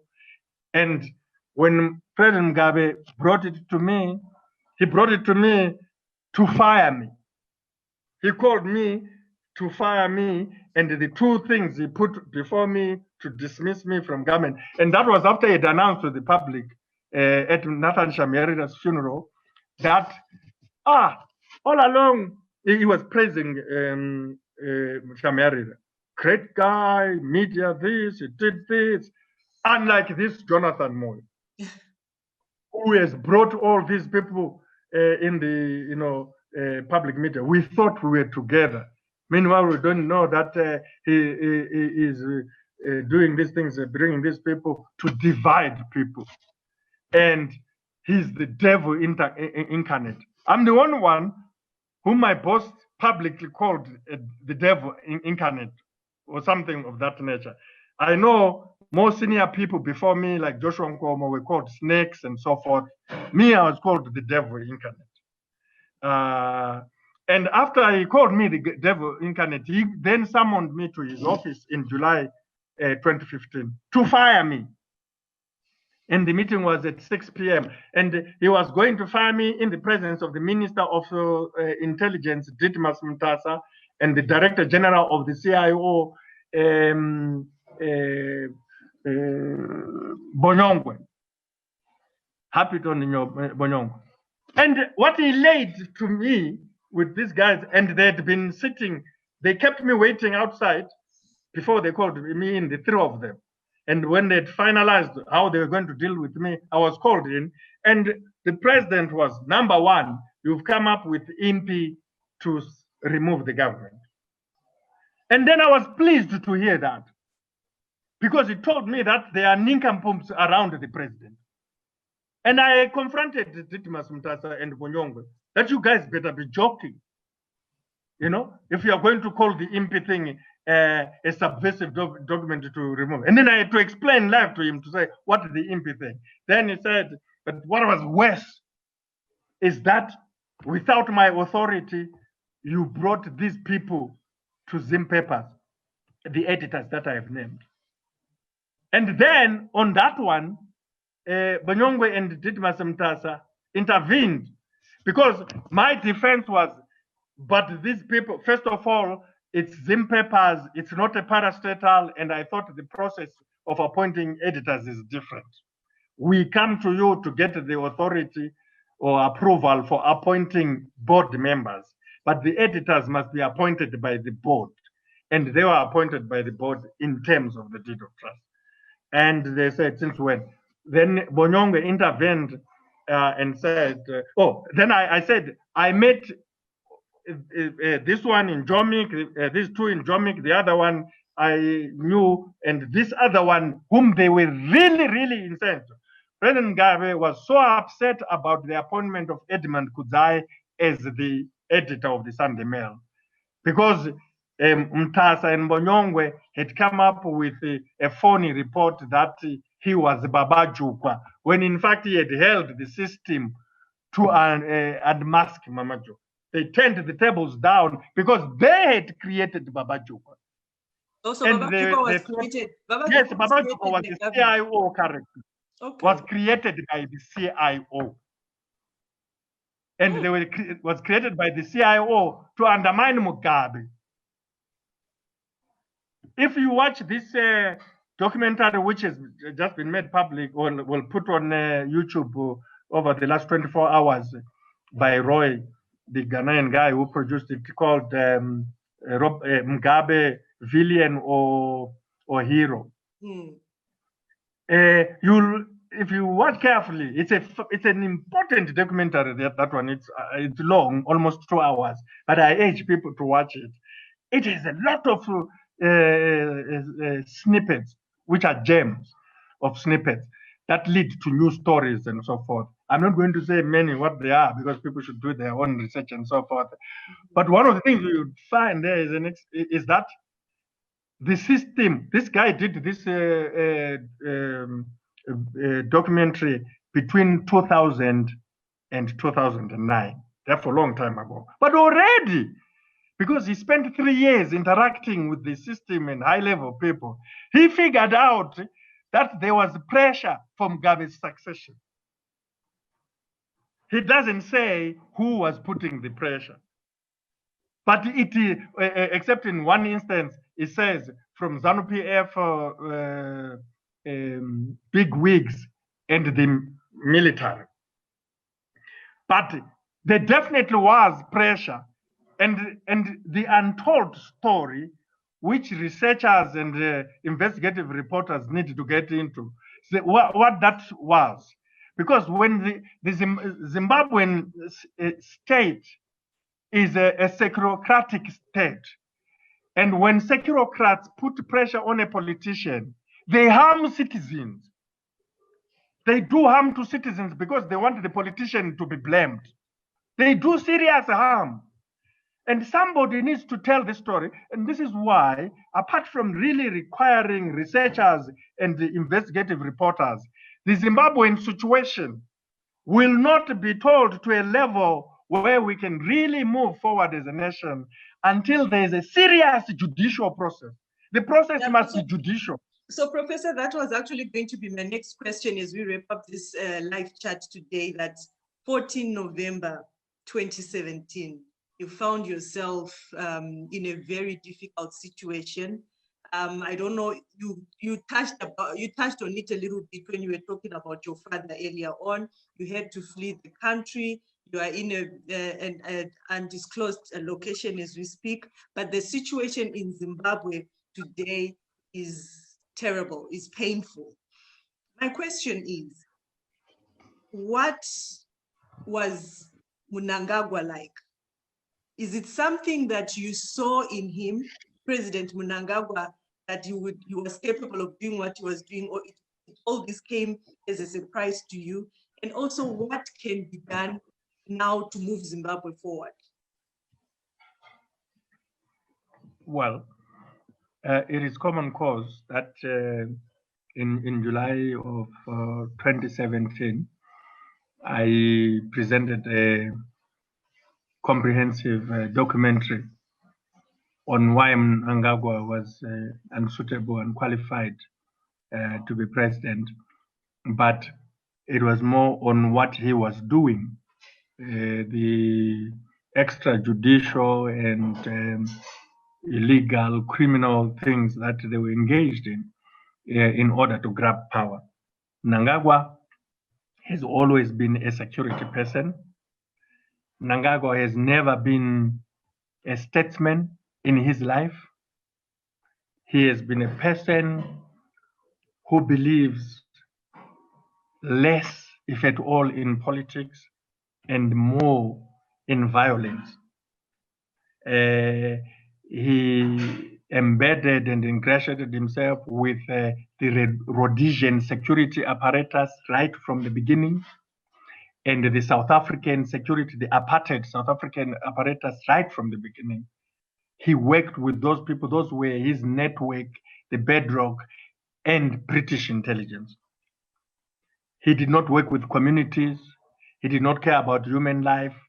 He has always claimed that he is opposed to the death penalty because he faced it, not because he understands the sanctity of human life, the importance of human life. His career is about blood spilling from day one. And then during the first 10 years of independence, because he was the Minister of Security and because the CIO was at the forefront of enforcing the state of emergency, the Rhodesian state of emergency, and because that enforcement involved the Rhodesians themselves, who were still there in the system, carried over from the independent days, instead of cleansing Zimbabwe's security apparatus of Rhodesian influences, of Rhodesian personnel, Rhodesian interests, Rhodesian culture, he entrenched it. And the fact that a political brigade in the form of the 5th Brigade had to take over from one brigade in the massacre of people in Matabeleland in order to impose ZANU-PF rule and so forth, it became an opportunity to perfect the instruments of violence, coercion.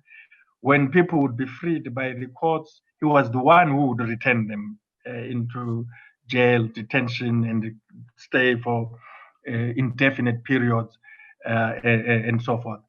He's a security man. He has defined himself not even as a security man, but as a military man, as a man who knows nothing about humility. When he was asked after the coup, what have you learned now that you're in this office? He said, the one thing I've learned is to be humble. You don't need to learn to be humble. Your mother and father should teach you that from birth. From that first cry, you must learn humility, because humility is a critical human quality for every human being, but more so for the political ones who want to be leaders, who want to be president and so forth. Him, no. When I presented that documentary and exposed him, he was so angry with me that right there in the Politburo, seated next to President Mugabe in the presence of Politburo members, he said to me, Iwewe, during the days in Mozambique, people like you, I separate them in sorrow from their necks. And he said to me, the Waita is really treasonous. We just have to find a way for the security to deal with this. When I was visited by all sorts of things, it was not surprising, but that threat was not enough for me to say, I withdraw this threat. A lot of people have not understood. They pretend, one of the things that frustrates me about politics in Zimbabwe is that people who were not there, people who were not witnesses to an event, want to pontificate as if they were there. I hear a lot of people not only talking like in two respects that have to do with Mnangagwa. People want to say to me, why do you blame him for Gugraundi, but you don't blame Mugabe? It's Mugabe, it's him, and so forth. And they speak as if they were there the day my father was killed. They speak as if they are witnesses who know who killed my father. They want me to go for political accountability when I'm looking for judicial accountability, when I'm looking for the guy who pulled the trigger, so that that guy should say who sent him, when I'm looking for the people who are commanding the operations, so that they are brought to justice and it's them who must say who sent them.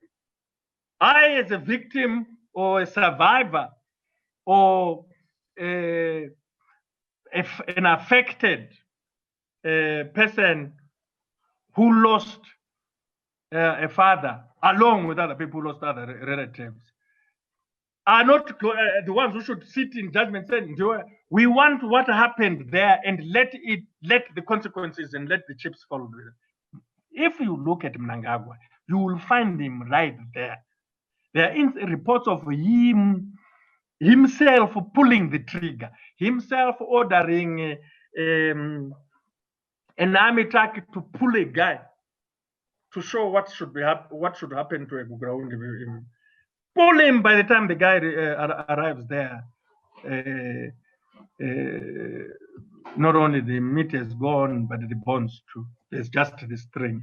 He was involved there. This is Mnangagwa as a security person, as a military man. Now, people must appreciate. We will always demand that there be judicial process, and people think, "Oh, you're demanding and asking after November 2017." No. We have been making this demand. They know very well. The process of demanding things when you are inside is different from what you use when you are outside. It's dangerous to make demands of social justice when you are inside using the tactics of an outsider. Equally, it is hopeless when you are outside to use the tactics of an insider to demand for justice. This is the fact of life. But Professor, now that you are outside, there are issues of abductions.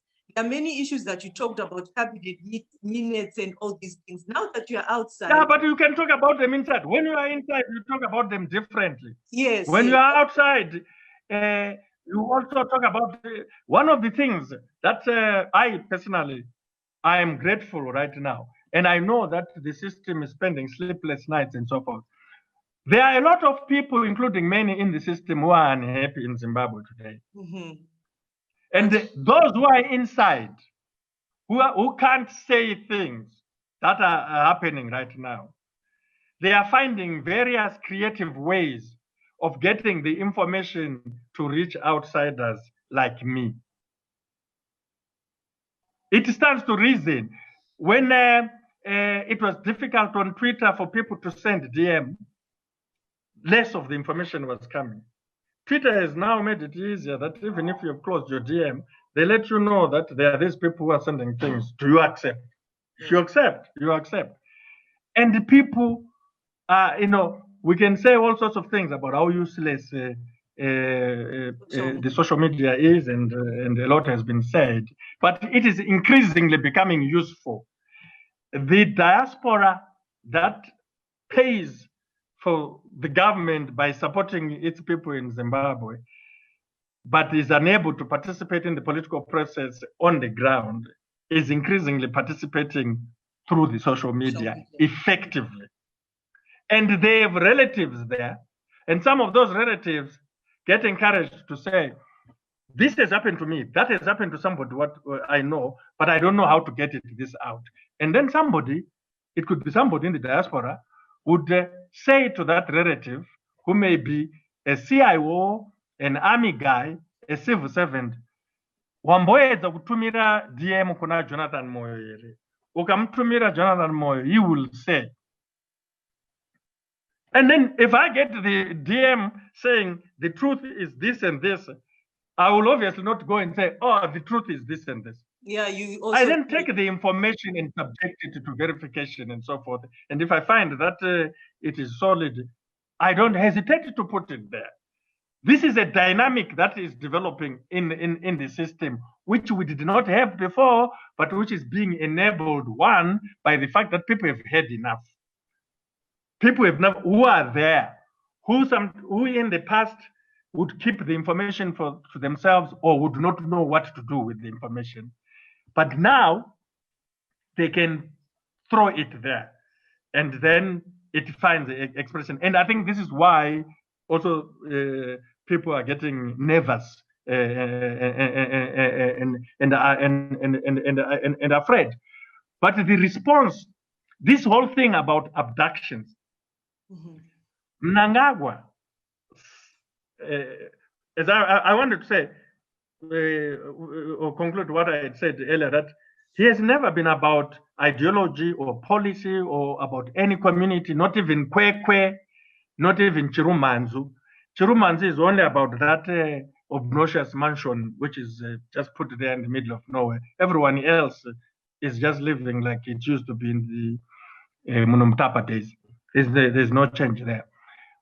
He's about himself, his family, his cronies, people like Kuda Tagwire, his relatives, Edwin Manikai, and Edwin Manikai's friends, Herbert Nkala, John Mshawanu, Douglas Munati. He's about his sons, Emerson Mnangagwa Jr. He's about his wife, Auxilia Mnangagwa. He is about his small houses. It is a moral disaster that we have a president who has women and children all over the place. Women and children are a factor in Mnangagwa's life. But while it's a personal matter and none of our business, and while those persons who are involved are Zimbabweans who must be respected and they are protected by the Constitution, and every human being matters, and all human beings are equal, regardless of their situation, relationships, and so forth. There is the point that these relationships have messed up Mnangagwa's sense of morality or lack of morality. He does not have the common decency that is required for a person holding that position. He has the moral decency of a mafia. And that is, no country deserves that. Here is a security man who ordinarily moral issues would worry nobody. If you are out there and you are former there. But if you are that and you are occupying the highest office in the country, the one that must be the custodian, not only of the law, but also of the values and the morality, public morality, then there's a problem. But that problem is to be found in his associations. His associations are problematic, and they are not problematic from today or yesterday. They have been problematic from day one. And don't tell me we wanted him to be president in 2004 in Cholocho. No, he's the one who set up the Cholocho thing. And the Cholocho thing had been exactly what he had done at Ntalale High School the week before or 2 weeks before, which he had done and presided over. And the reason why I was there is because the Gaules and Ndebeles who were running Cholocho and the Mdendas who were running Mat North wanted it to happen. But it was a security operation. And the guy who was critical planning it and organizing it is a late general. It was an army thing. The Zinavashes and so forth were driving that thing using General Chingombe. He's always been that. But you know, when you are in there, you don't like stay away and so forth. When your people put a pressure, me, I didn't want to go, but eventually, because Mat North was the Mnangagwa province and the district coordinating committee, DCC of Cholocho, that was run by Gaule, was a Mnangagwa one that bought these things and set up. You then must also maneuver. And for me, we said, all right, I'm going to be there. I will assist you guys. Never participated in speaking. This was Mnangagwa's people. But what is in it for us? And because the presidency, not the president, was being debated, we said we will support this as long as it incorporates the principle of regional or tribal rotation for the presidency. And meaning for the president, for the #1 office. Mm-hmm. That if you agree that all tribes will have a chance and we meant the major one, and we can then somehow work this out to a practical, enforceable agreement, then that's fine. All you need to do is to find the articles that I wrote in the Zimbabwe Independent at the time, where we but my view, because we're talking about it now, is that this man is a security military man. That is what the Cholocho thing was about. That is what the 2008 was about. The Chirangano Chavo, And that is what the coup was about, to grab power by a secrocratic conspiracy, a political military political military complex, or a politicized securocratic arrangement for grabbing power. And what is important about this, there was no agenda for the people. It was not about the people. It was not about any constituency, any community. It was a group in order to have the same thing. Violence with impunity. The same people regrouping, the Gugraundis and the Mashuruguis coming together, bound together by violence, instrument of violence, abducting people, enforcing disappearances, and torturing people, murdering people. You've got to understand that since independence, there is no abduction and the murder of a citizen or a person in Zimbabwe that has not been resolved by the criminal justice system, except those that have been carried out by Mnangagwa's syndicate.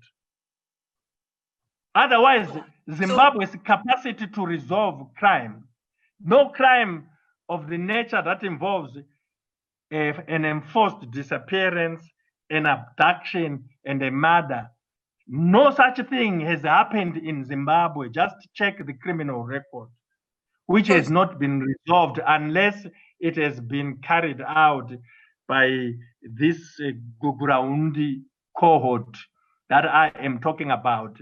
And Mnangagwa has been involved in all of them. And the only way you can get to the bottom of them, and there is no Director General of CIO, no commander of defense intelligence, and defense intelligence being the MID, no commander of the Zimbabwe National Army, and no police commissioner general is not aware of any abduction, enforced disappearance, or a murder of citizen. Any saving such a person when these things have happened, and these guys are the ones who must be held accountable. They know. Some of them will not say outside the judicial process because they must protect themselves. They will be eliminated. But there is not. You want to know what happened to Nkala? What is his name? Nkala. And it tied Zamara also. Yeah. What is that Nkala? Because you know the Nkala I'm talking about? No. The one. Anyway, right from the Rashwe Gujar. Rashwe Gujar, yes. To Itai Zamara. There is, and then to what's happening now, several now. There is no serving Director General of the CIO, no serving Commander of Defense Intelligence, and no serving Commissioner General of Police who can claim ignorance of what has happened to these people. It's impossible because these disappearances are joint operations, especially by the CIO and the military intelligence. And it's very important that these people should be held to account, because you are not going to have a new Zimbabwe or a different Zimbabwe until this chapter is closed. There has to be full disclosure right from those days. It's actually from Gugraundi. It doesn't start with Rashwe Gujar. There are many people to this day who disappeared during the Gugraundi atrocities, who were abducted, tortured, and killed, for whom disclosures have not been made. But for Zimbabwe to close that chapter, which chapter has been perpetrated by the same people, and for which information must be available under the conditions of a judicial process, not a lynch mob, not a finger-pointing exercise, and not a Zimbabwean judicial process. The Zimbabwean judiciary has been compromised. It has supported, it's afraid of the guys with the guns. It has acquiesced, it has allowed the guys with the guns to run riot around and over them. We need, if not a regional process under the auspices of SADC, and if not an African Union process, because these bodies were compromised by whining and by embracing and accepting a coup in blatant violation of the Constitution. Maybe we need a UN process, but we definitely need an international process. There is no way under the sun Zimbabweans on their own will be able to get to the bottom of this matter. It is impossible. And yet, it is necessary. We will not turn the page because atrocities have been committed with impunity. They shoot people in broad daylight on the 1st of August, right there in the CBD of Harare. Not Kuswini in Cholocho or down there in Honde Valley or in Mzarabani, but right there in Harare, they shoot and kill people and refuse to take it. And then after shooting and killing people in broad daylight, an international, well, not quite international, but let's call it international, but something they set up something which is led by a very respected former president of South Africa, Halema Mnangagwa, and they come up with findings that these 6 people were killed from the guns of the army or police because only the army and police had that capacity on that day. And then they say, you need to pinpoint exactly who pulled what trigger against what victim. 35 of these were injured critically, but 6 of these were killed. Investigate and hold accountable. To this day, there's nothing. Now, if they are prepared not to come clean about something they did in broad daylight, who thinks that they are going to come clean about the abductions? They use funny cars with funny numbers, and now we know through the Tawanda Mcheyiwa's case that they even use some car rental companies and so forth, and sometimes make a mistake and not change the numbers and so forth. But people who refuse to accept responsibility and correct their atrocity, correct the crimes that were committed in broad daylight and for which the resources have been used, and a commission of inquiry with international participants has taken place involving some of the lawyers who are supposed to be among the best human rights activists like Love Momadoko. If they can do that and get away with it and say, no, this and this, honestly, let us be serious about it. So, Professor, in your own opinion, what must be done now as we conclude? What must be done about Zimbabwe? I just said what must be done. I said you need a judicial process that is international to get to the bottom of all the atrocities, abductions, enforced disappearances, torture, and murder of individuals, and the mass murder of 20,000 people from 1980 to today. All of them. And you need that to be a judicial process, and it has to be an international process. We need to do this because if we don't do it, the victims their souls will never find peace. The living relatives, friends, and communities affected by this will never find peace. We will always continue to point fingers at each other. We will always be moved by mob justice and so forth, and yet not necessarily to be vindictive. This is not a case for vindictive justice. It is a case for truth, social justice, and reconciliation. There will never be in any community reconciliation without truth. There will never, no community has ever reconciled without truth. And that's why we are opposed to what Mnangagwa is trying to do in Matabeleland with these so-called fake people who describe themselves as the Matabeleland collective. They don't represent anyone. Jenny Williams represents nobody in Matabeleland and has never represented anybody.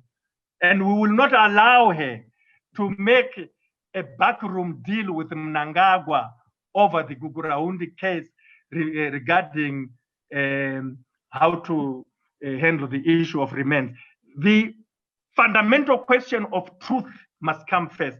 It will not come first through all these meetings that Virginia Mabiza is organizing to please Mnangagwa. No, it will come first through a transparent, internationally superintended judicial process. We don't want a jungle justice against anyone, but we do want the truth. We do want people to come forward. If it means giving them amnesty for telling the truth, let it be. But it is what has haunted this country. And the fact that they continue to do it without the proper legal consequences is what must worry it. It's what must worry us. It's what must worry the country, the community, SADC, the African Union, and the international community. That they did it yesterday and got away with it, they are doing it today, they will do it tomorrow. That's what must worry us.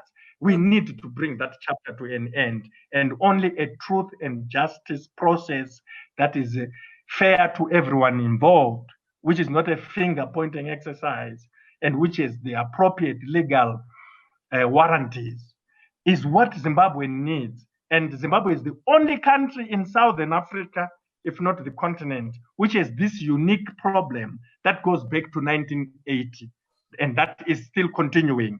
Finally, I just want to say to you, to just demonstrate how serious this issue is that as a former ZANU-PF member, and former, people can say whatever nonsense they want.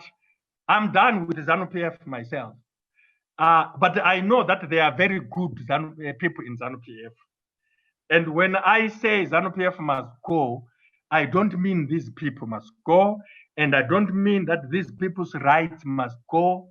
I am very alive to the fact that the 2013 Constitution is clear that we must recognize and respect the worth of every individual, every person as a person, the worth of every person. And also that we must respect the equality of all human beings, and that all human beings, in terms of our constitution, are entitled to their full rights as enshrined in our Bill of Rights. But this thing that is called ZANU-PF has become inextricably intertwined and associated with all and every atrocity that has been committed in our country. It's the values that have become associated with it, and the fact that all humanly possible attempts to exercise this thing called ZANU-PF of this association to this moment have failed. The UNITA Code was intended to do that, and that's why Joshua Nkomo became part of it. It's failed. And Mnangagwa, for one, is hostile to the UNITA Code. He never talks about unity. He will tell you about flashing out apples, bad apples, but he will never talk about unity as something that is fundamental to our country. It's not important. We also know that in the context of what has happened since 2000, against the backdrop of the movement for democracy or movement for democratic change in terms of the party that has championed that movement for democracy, the GNU should have brought that to an end. The questions around that. And the people of Zimbabwe, in terms of the global political agreement, they were promised that one. With all the contestations, which are okay, because the society is really a bundle of contests. But they came together, signed the GPA, and one of the promises of the GPA that Tsvangirai made with Mugabe was a new constitution, which was a clarion call since 1999. And that new constitution has all the values that should bind us as Zimbabweans. The government is not putting a cent to make people know what those values that bind us are. Civil society is not making noise around those things. And worse, it has failed. The gains that the society made under the GNU through the GPA, and more importantly, through the new constitution, are disappearing under Mnangagwa. First, the coup should not have happened against the backdrop of the new constitution. It's very clear what the role of the military should be. We had a bench, a constitutional court under Chief Justice Malava, coming up with a fictitious interpretation of Section 212, which put the army above the constitution and created a fiction that the army is the guardian of the constitution and that it has the right to intervene to save the constitution. In the streets, that people will say that's BS. The guardians of the constitution of Zimbabwe are the people, not any institution. All institutions in terms of the constitution are creations of the people. All authority resides with the people. But yet a bench, because of his political relationship with Mnangagwa, there are days in Kwekwe or Masvingo or heaven knows wherever, and these dealings, coming up with an astonishing principle that the military, the Zimbabwe Defense Forces, are the guardians of the constitution, and they can come and invoke whatever nonsense they want. And if they want to say it's Operation Restore Legacy, they will say that and take over everything and take over the streets and take over the public offices and take over the public institutions like ZEC, let alone the courts themselves. This can't be 40 years after independence. The attempts that have been done so far to change things, first, the big one, big society, Unity Accord failed. GPA, GNU failed. We have the coup. And lastly, I am not the one who should tell you about how much goodwill Mnangagwa and his lot enjoyed after November 2017 from Zimbabweans, from the region, from the African Union, and from the international community. They enjoyed more goodwill, and we could even qualitatively say better goodwill than the GNU between 2009 and 2013. We should not look for the services of a rocket scientist to understand why they have squandered that goodwill. And they must not look for bad apples to blame for squandering that goodwill. They have squandered it themselves. They came saying Zimbabwe is open for business. Everybody said, thank you very much. But no, that door has been shut. Zimbabwe has been open for violence. August 1, 2018, violence. January 14 to 28, 29. Abduction since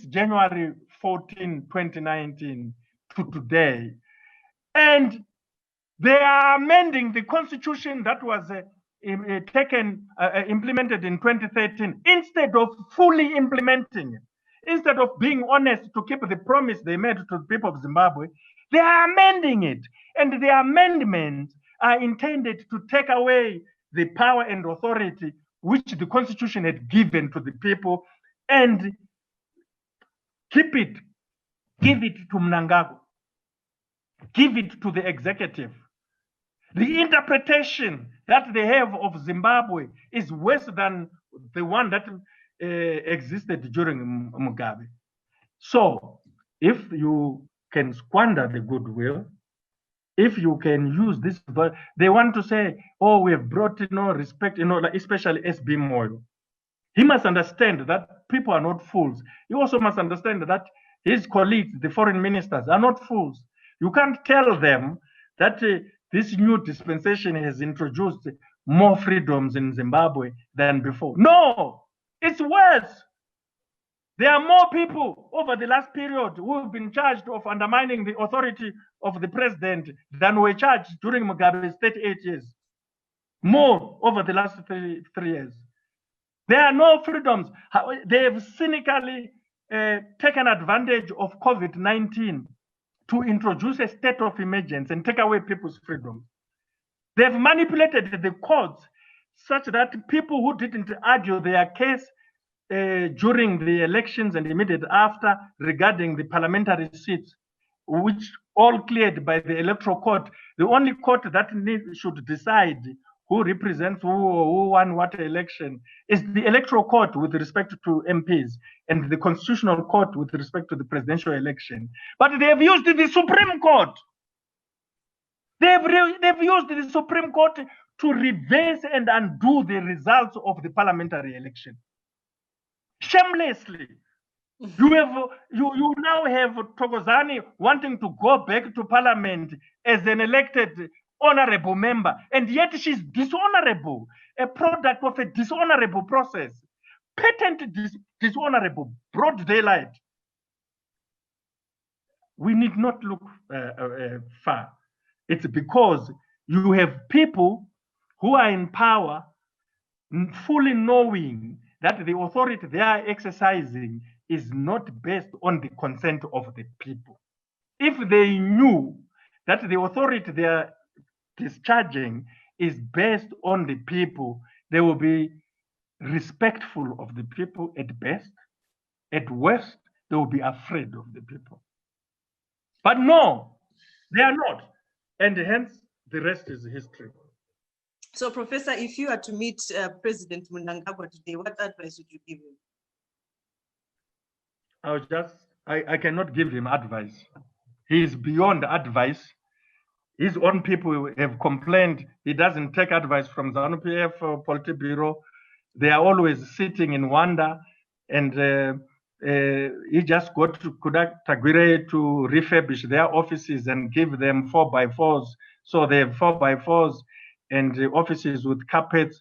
Whenever you listen to Obed Mpofu in particular, and Patrick Chinamasa speaking, one thing that immediately hits you is their ignorance of what's happening. They don't know what is happening. They are no better than you and me. Mthuli Ncube and George Guvamatanga and Kuda Tagwire, Mnangagwa and SB Moyo make decisions that have nothing to do with these people. They are the ones who are supposed to advise Mnangagwa because they are supposed to be the political guys who are living in the community. The same with MPs. Ordinarily, they are supposed to have a caucus, and that caucus is the one that should advise the Mnangagwa based on what they hear from the constituencies, because they are formally the majority party. But we know that ZANU-PF MPs have been reduced to non-entities, to nobodies. We know that ZANU-PF Politburo and Central Committee have been reduced to nobodies. There is a clique that is not based on the political process. Now, we also know that when he realized that he doesn't have capacity in his cabinet but more particularly when he realized that they want to create a parallel kind of system of making decisions to take advantage of forex, of resources, minerals, platinum, gold, and so forth. He created an advisory, what is it called? That advisory council of his, it has a name, you know, what the hell is that name? You know, the one that Manika is chairing right now. PAC. You know, it's PAC somewhere, you know, Presidential Advisory Council, I think. Advisory Council. Yeah, PAC. You know, that PAC was supposed to undermine cabinet, but it was supposed to advise him. And then the people who were in it to advise him immediately realized that no, it's just a thieving committee to advise him on what to steal, from who to steal it, and so forth. And it died a natural death. It is not advising. Now, Joseph, you can't ask me, a stranger to all this, to say, what will I advise him when the guy doesn't take advice from all these structures, including the ones that he has created, you know? I have no advice for him. Just to, instead of advice to him, I'll simply tell him that the people have had enough. Do the right thing. You have so many children all over the place. The majority of them are young. Society will know that they are your children. Forget about yourself. You have done enough. Think about your children. For God's sake, think about your children. Do what is right for them. And I would then extend that advice to his busybody children, like Sean, like Collins, and especially Emerson Jr. You have a bright future, young man, but look at what happened to Gaddafi's son. Don't invite it to you. Think about your society. Think about the next person. Your father is not immortal. Do the right thing for your neighbor. Be your brother's keeper. You said this is a new dispensation. There's no philosophy or ideology underlying that new dispensation. Many, if not all Zimbabweans, were ready to have a new Zimbabwe after Mugabe. And they wanted it and they were entitled to it. And there is no normal Zimbabwean, whether in ZANU-PF or in MDC or across our society, who wanted a continuation of the so-called First Republic. However you want to describe the 38, 39 years. No Zimbabwean, no sane Zimbabwean wanted that. And the reason they supported this is precisely because of the rhetoric that Mnangagwa said when he was going on with the voice of the people is the voice of God. Where, you know, there are many people who've been sharing these days all those things. I want to establish a society and work together beyond party boundaries.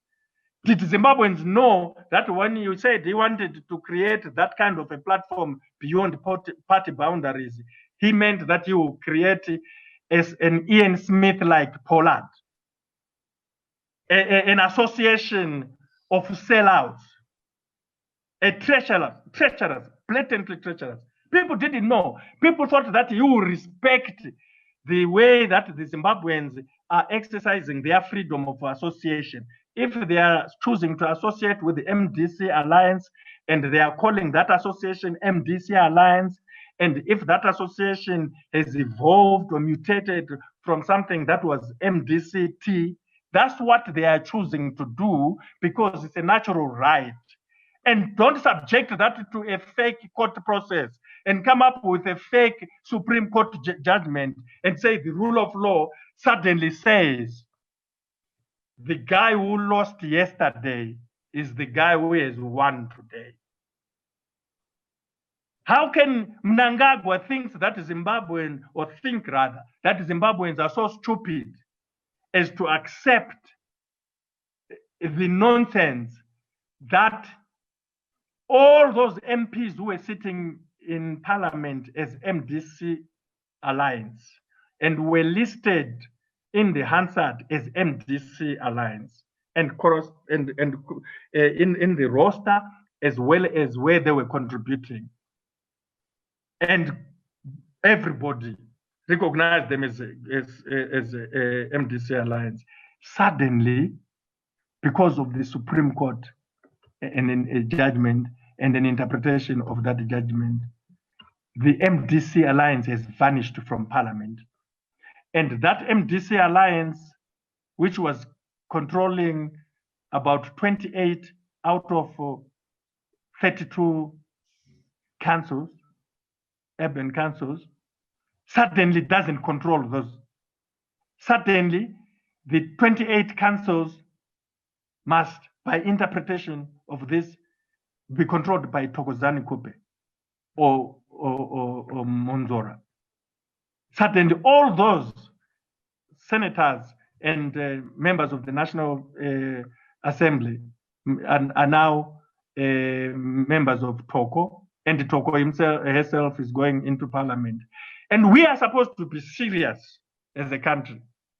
And the voters, who were very clear about what they are doing, are supposed to accept this because it's coming from God.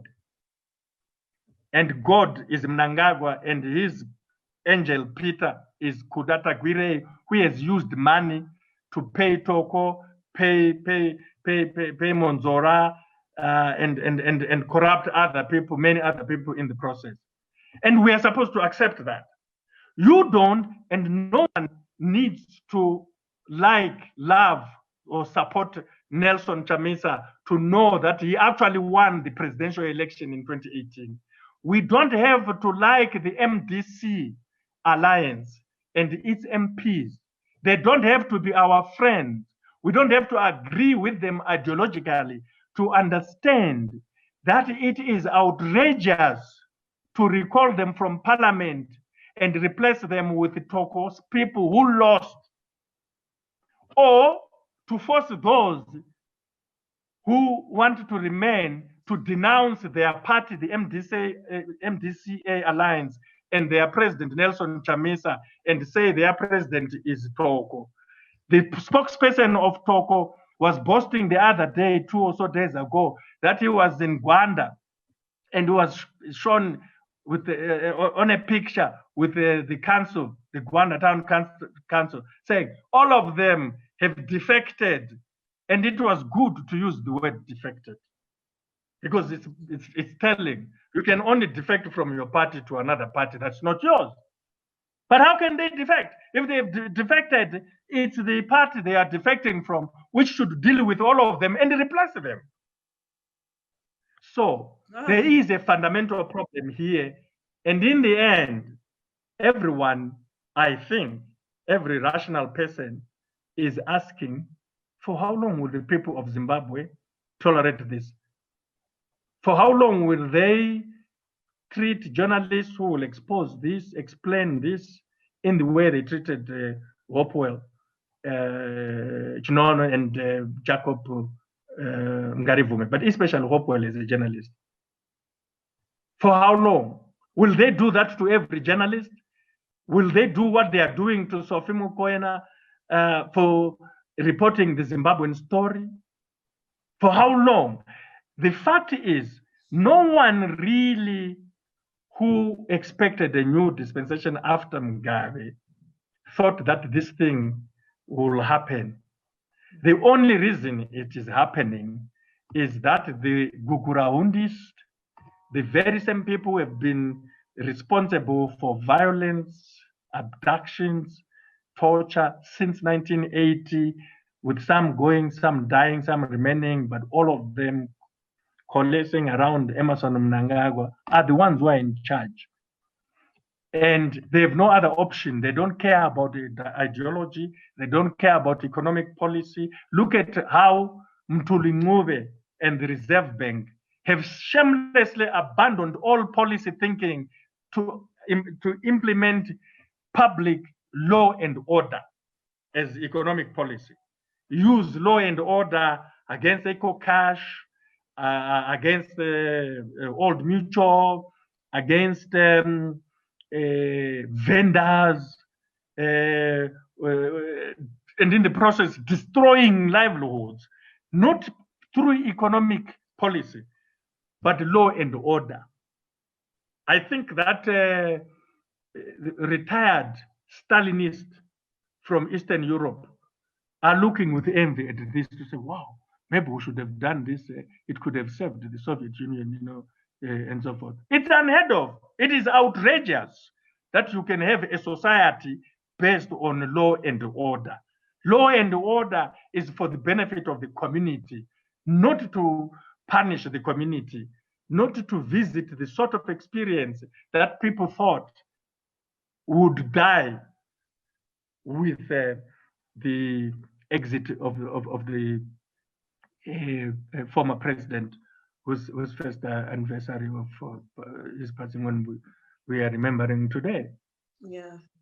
Well, thank you so much, Professor, for your time. This was a very informative live chat. Thank you so much for your time. But obviously, before I let you go, for you, what is your next move? Are you planning to start a political party? What does the future hold for you? Any plans? Well, when I don't know why you're asking me a pregnant question with a suggestion whether I'm planning to form a political party, if I'm doing anything. I said in the course of our discussion that every Zimbabwean is entitled to all the rights that are in the Bill of Rights, every Zimbabwean, including their political rights. And only those and each individual who has these rights can show us or through actions or tell us through their freedom of expression how they are exercising these rights. For me, my first calling is in the classroom. Teaching. I've said many times, yes, and research, especially the research side, for me. And when I came into politics, and I did not become an academic or a scholar by through appointment of the Politburo or anyone. It was through sitting behind the desk for 10 years. Behind the desk. Then I ended up in front of the desk. That's my calling. And when I came into public life, I hear a lot of stories, which, if true, would make me one of the richest people and so forth. I really tried my best to do things for my community. I tried. And I'm actually proud of what I did. And the only people I listen to when it comes to community representation are the people in Cholocho and Martinov, because I specifically represented them. I don't listen to any other nonsense. I have never wanted to form any political party, to lead any political party. I am not right now working with any G40 thing and so forth, but I respect my colleagues, the former ministers I worked with very closely. I have nothing but respect for Xavier Kasukwere. I have nothing but respect for Patrick Joao. I have nothing but respect for Walter Mzembe. I have nothing but respect for all these others who were not as close in terms of daily interaction as these that I have mentioned. I have. And I know that everyone was trying very, very hard. I regret, I tweeted this morning that the failure, in my view, the major failure of President Mugabe, in his own respect, not necessarily in the respect of everyone, in the respect of society, in his own respect. Therefore, in terms of his own legacy, from his own point of view, going forward and so forth, an issue which political scientists and other social scientists and so forth will continue to research, is that he failed to come up with his succession. He did not have a succession plan. Mandela did not fail on this score. Mandela had an instructive succession plan. Nyerere had an instructive succession plan. He worked within his party. He was very clear, planned, and so forth, and did not allow for events to take over and dictate the situation. In President Mugabe's case, I can't imagine, I don't understand, and I'm frustrated by the fact that he was in power for 38 years without a succession plan. If you look at the affidavits that Mnangagwa submitted in court to strangely undo his dismissal and to get the court to say his dismissal, to say he had no probity and all that stuff was illegal, he put his essential claim was that President Mugabe had lost his marbles. He was no longer in full control of his faculties, and he was being controlled by the people who were alleged to be surrounding the president. Mnangagwa says that in his affidavit. And in more specific ways, Mnangagwa and his people say Mugabe was now sleeping in Politburo meetings, in cabinet, and so forth. And this is one of the reasons they felt that they must intervene through the army because there was a subversion of the constitution. His wife, who did not have constitutional authority, was now using the fact that the husband had lost full control of his faculty to do this and that and so forth. That's what they alleged. That pains me. That pains me. It's an interpretation which is based on facts that cannot be denied. But the jury is out as to who actually took advantage of the president's diminished mental capacity due to age. My view, my prayer, which I just could not do anything about, was that President Mugabe, regardless of all these other issues that citizens may have had and in fact did have about him, he should have been in charge of his succession much earlier and made sure that his successor takes over when he was still fully in charge to enjoy his life post-office. He really needed to do that. And there's no way history will fail to note that he didn't do that. And the consequences of that started in 2008. By 2008, coming up to the 2017 coup, President Mugabe was a prisoner of forces beyond his control. And he let his succession to run its own course. And the people who are best positioned to take over or take advantage of a succession process, which by definition should be political, legal, and constitutional, the people who are often best positioned to take over a succession process that has lost its way are securocrats in any environment. The politicians lose out and the gun succeeds in a situation like that. They will either come guns blazing blatantly, or they will kidnap people, poison people, what is this? And that's why statesmen foresee that and they manage their succession. President Mugabe should have been succeeded at the last moment for his succession. Best moment was 2008. Most desirable was 2002. But real last was 2008.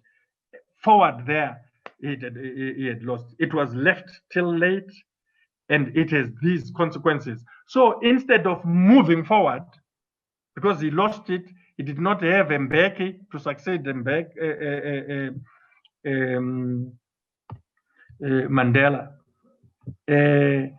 He was overtaken by events. And it was not only to his detriment in terms of his legacy, but to the disaster in terms of the country. The country, 40 years after, it should not be this. Zimbabwe should be a shining beacon now, and it should be united. Mnangagwa has divided his party, divided the government, divided the country in unprecedented ways at the 11th hour of transformation. And this is painful. And he has done it in such a way that the transition that could have been has slipped away from the hands of Zimbabweans.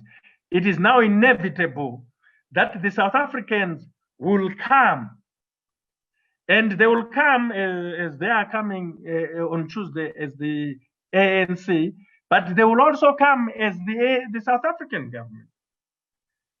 And they must come, and through them, perhaps a new SADC approach will emerge to the Zimbabwean question, which is not GPA-like.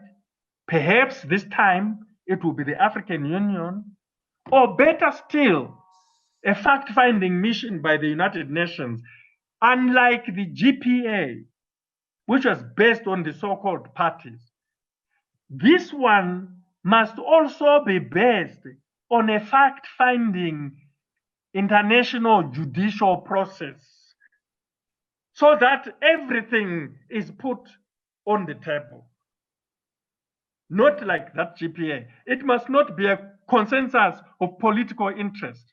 Society's ills, the consequences of cohesive authority, the brutality that now has been revived, institutionalized when everyone expected it to go, can only come to the table if there is a fact-finding mission that will allow civil society, the churches, the professionals, the workers, the vendors, the communicators, the arts, media, academia, the students, to be somehow through an organized process speak out. It can no longer be just, let us have another political settlement. It is a societal assessment. There are things that must be confronted, which are very ugly about Zimbabwe, which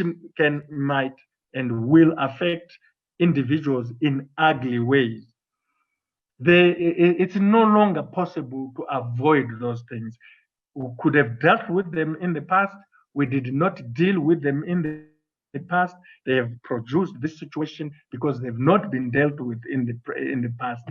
And now is the moment. We can't be a society where you have a constitutional court justice who says the ZDF, the army, is the custodian of the constitution. We cannot be the only society in SADC that says that.